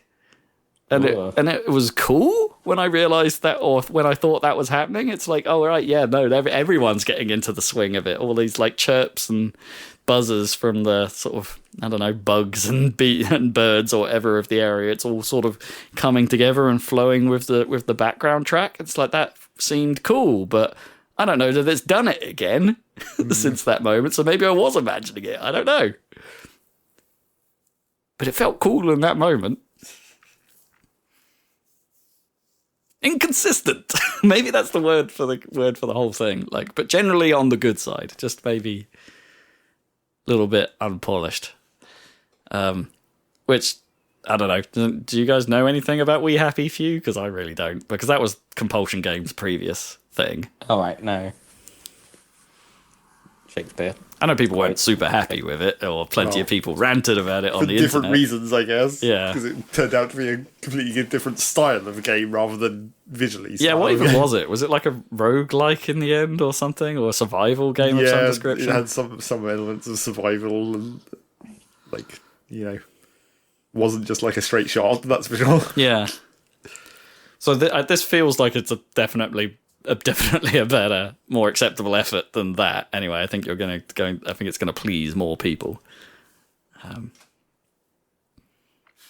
yet somehow I feel like I potentially know about as little of this game as We Have a Few, because I've probably seen about as much footage because their adverts don't include any footage. Oh, is it you're getting some of that YouTube stuff again? Yeah. Well, no, that they've actually mostly stopped showing up now. I guess because the game's out. Yeah.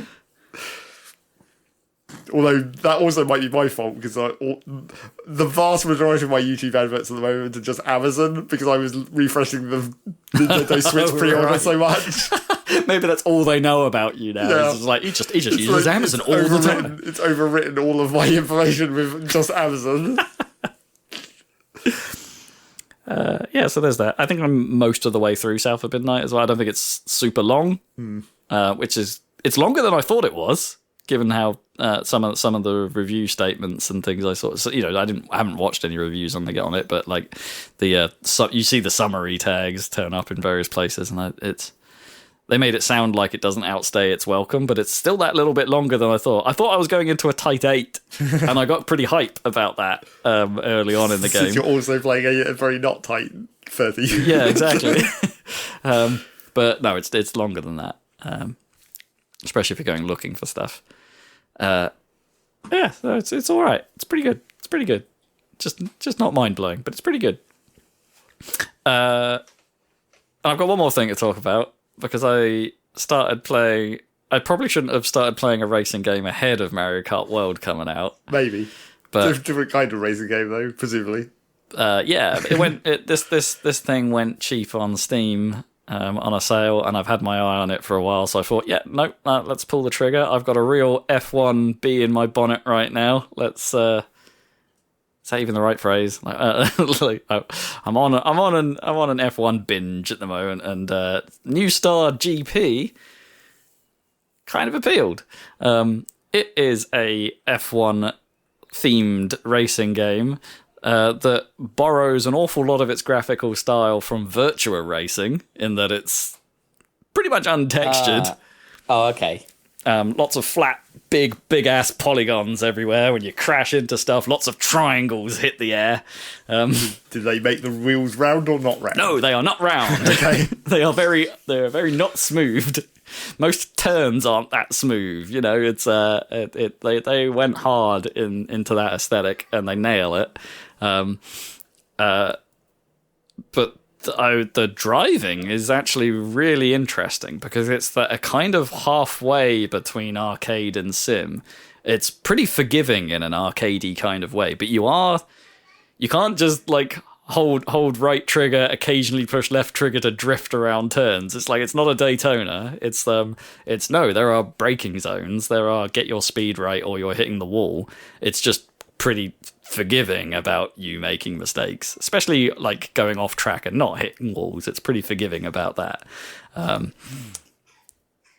But it hits this really nice blend in between the two that I'm sure is going to become more and more appealing as the difficulty ramps up and as the courses get more technical and as the speed of the game goes up, because its structure is really cool as well. It's not just, here, have an F1 car, do a championship. It's like, no, you start a season as the new star team, and you want to, but your car is like baseline at the start, so you want to be earning money throughout the season in order to upgrade your car. And if you win the season, you progress to the next decade of F1 that it's representing, the next era. So you start off in the 80s. You start off in the 80s. Okay. So you're not starting in the 60s like that. What was that crazy game where you could get Grand Prix Legends or something? Grand Prix Legends, yeah. No, it starts in the 80s. So you still got V12 screamer engines pretty well represented here, which is nice. You're racing against Nigel Mawson and Gilles Villeneuve or something. Oh, what about Mainsail? Nigel Mainsail. Not Nigel Mainsail's taken. And you get into rivalries with the other drivers. It's called Nigel Mawson thought I was an absolute asshole, and so he became my nemesis. And at one point during the career, he repainted my car overnight. Nice. Some really stupid stuff happens, and it's okay. There's not enough stupid stuff. That was like the one thing, like really weird thing that's happened. But it tries to do that whole career thing where like, you make choices about your pit crew and you want to be trying to keep them happy, because if they're happy they do a better job and they can unlock but if you can unlock perks for your pit crew and things like that, which you can then dynamically choose before an event and be like, what am I actually doing? Do I want to earn more money, or do I want actual driving benefits, like my chief engineer gives me the ability to slipstream somehow? Like, the cars don't slipstream, and yes, you have this perk turned on. So you got all that to manage. And so, yeah, you progress through, and then at the end, as you go to the next era, all of that resets, and it's like you start it again, but the cars are a little bit faster, the tracks are a little bit more technical, you get harder versions of them, or under other tracks. The tracks are all, let's say, real world themed, so they borrow a lot from the real track F1 track counterparts, but they're not, because obviously it's not a licensed game, so things turn up in different orders. Do tracks count as license? I don't know. In yeah. F1? It's like there's Monaco, right? But it's called Côte d'Azur here, but it's like it's recognizably Monaco. It's just the pieces of the track come in a different order to what you might expect from the real circuit. Like the bridge is more towards the end of the lap rather than the tunnel is more towards the end of the lap rather than the middle of the lap, that kind of stuff. The tracks are recognizable. Like Catalunia's there, but it's not Catalunya, it's called something else, but you can really recognize the grandstand shape is the same. Like Silverstone's there, and it's really noticeably Silverstone, but not quite, right? It's they've done a pretty good job with the tracks of evoking the feel of the place. Like, I haven't raced it yet, but apparently Spa is there, so I love Spa as a circuit, so I'm really interested to see what that is when I get there. It's cool. Even like as you're going through the career, like the phone noise of like occasionally events happen of Nigel Mawson like ringing me up to have a go at me or something. But like the phone during the 80s was always an old school ringer, but that's changed to an old mobile phone ringtone, like like as I've progressed to the 90s. I was kind of hoping more stuff changed as I progressed through the eras. Like I was hoping the music is all very like 80s sounding during the races, but I was kind of hoping that would like update to some 90s dance or something when I reached the 90s, but it's kind of all the same, so maybe that doesn't change, which seems like a wasted opportunity. Like, why have you gone for that 80s vibe music? Or Well, presumably it's more that matches the graphical style rather than the age it's trying to simulate. yes, I think that's exactly where it comes from. It's more like how Virtua Racing sounded, right? Apart from the intro, like the title music goes hard. It's a bit of a banger. I really like this thing. I think it's a properly cool arcade racer that is evoking the spirit of F1, but not being so far up its own arse that it can call itself F1. I don't know. It's just hitting a really nice, fun balance that I'm sure is just going to get better as it gets harder. More interestingly enough, like when I started the game, it gave me the choice between pro mode and normal mode, and I'm like, I don't know what these mean, so I'm going to pick normal mode for now. But like, I don't know what pro would actually do. I haven't even talked about the like bits in the race are really interesting as well. It's like you do have to manage pit stop strategy, but the GPs are only 6 laps long, so everything is like really shortened. It's like your tires degrade super fast. You run out of fuel super quickly. So it's like, are you taking a 2-stop strategy or a 1-stop strategy? That will change what tires you have to bring. And you have to choose how much fuel goes into your car because that affects the handling. If you're too heavy, it'll, like, all of this is there. And it's, the effects are relatively subtle, but they're there and it's cool. And that you get strategic choices based off that. It's like, what if my sponsor wants me to do a 2-stop strategy, but a 2-stop strategy sucks on this track? Do I want to do that, or do I want to actually be better at the course and do a 1-stop strategy as my engineer suggests? Like, things like that. There's quite a bit going on, and it's really neat. There's a couple of minor flaws. Like, I would really wish I could view the information about the track before starting the GP. Because one of the things about the structure is, like, you can only race a Grand Prix in a season once. You can do, like, there's these little events leading up to it, like hot lap, like a hot lap challenge or a checkpoint challenge, or a race the track in reverse for some reason challenge. But you can only do the GPs once. And as far as I can tell, you can only actually get the proper track information up in the GPs. And by that point, I've already made my sponsorship choices. So if I've got the sponsor that says, oh, you should do a 2-stop strategy, and I then start the GP, and my chief engineer's telling me, no, you should go for the 1-stop. And it's like, oh, that would have been useful to know ahead of time. Like, why is that a thing? Well, maybe that is why that's a thing, though. To make me judge it. Well, maybe, to make it so that you actually are essentially penalising yourself by doing this other thing. You're making the race harder, but with the reward being the bonus from the sponsorship. Yeah, maybe. Yeah, like maybe it's balanced that way. Maybe it's to force me into a conscious choice. Yeah, you're not meant to know the information ahead of time to make that decision that way. It would have been nice to know little details about just information about the track per se. Like, not necessarily what my chief engineer thinks is the best strategy, but like how long the lap is, or how long the pit is. Because how long the pit is kind of important, right? Because if I'm going into the pits, I'm going to lose more time on a 2-stop strategy because it's a long pit lane. Some of that you can derive yourself, I suppose, from doing test laps, but I still just love the fact that this is all in the game. And one thing I really think would have been nice is, like, when you go into the pits, there's like your car just pulls up in the box and there's like a menu to just pick fueling and what tire is on your car. I'd have liked to see a pit crew do some work on my car. That would have really added to it, I think. Right, there's no animation for it. No, it's just a menu. It's just a menu. I think that really, really would have added something to the moment. Especially as there is an impetus to doing the pit stop quickly. Yeah. But it's a bit on you to choose that. It's and they could have made some nice Virtua Fighter style models. Yeah, why not? I mean, I think there even is like Virtua Racing. I think even had a wheel change animation. I don't know if it played during the races, but it was in the attract mode at least. They made it for that game. It's a pretty cool thing. Runs really well on the Steam Deck. You would hope. Yeah. I can get a full 4K out of it docked. So at a silky smooth 60. So it's yeah. So you can really see the edges of those polygons. I can really see the edges.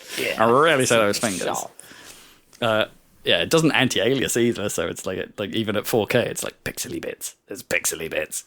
That's pretty much all I've got to say. It's pretty cool. I played some more Balatro. I played some Puyo Tetris, but I played some Mario Kart 64. That game is still bullshit. Yep, it always was. Yeah, It's like that meme Astro Bot with a gun. yeah, not with a gun. Always was. Exactly. Always was. Always has been. I'm sure there was some other stuff, but yeah, that'll do me. All right, and that'll do a podcast. Thank you for listening to this. Oh, holy cow. Okay, I've just looked at the clock. Wow. I warned you when I was been saying what waiting. it might say. We also do videos, not as long as this. We've Well, already advertised them once in this podcast, so this is actually reinforcement advertising. Yeah, although the videos are creeping up in length, I've noticed. We have to tap down on that maybe a bit. Maybe that's just But, Star Fox, though. yeah, Maybe it's just like our urge to might get just be through it Star in a Fox. slightly smaller number of episodes. And finding like appropriate places to break in Star Fox. also. Sure. Yeah. So if you want to enjoy / suffer through Star Fox with us, we're we're doing that on YouTube. That's Star Fox Adventures, that is. Not obviously Star Fox, absolute classic. but that doesn't take very long, does it?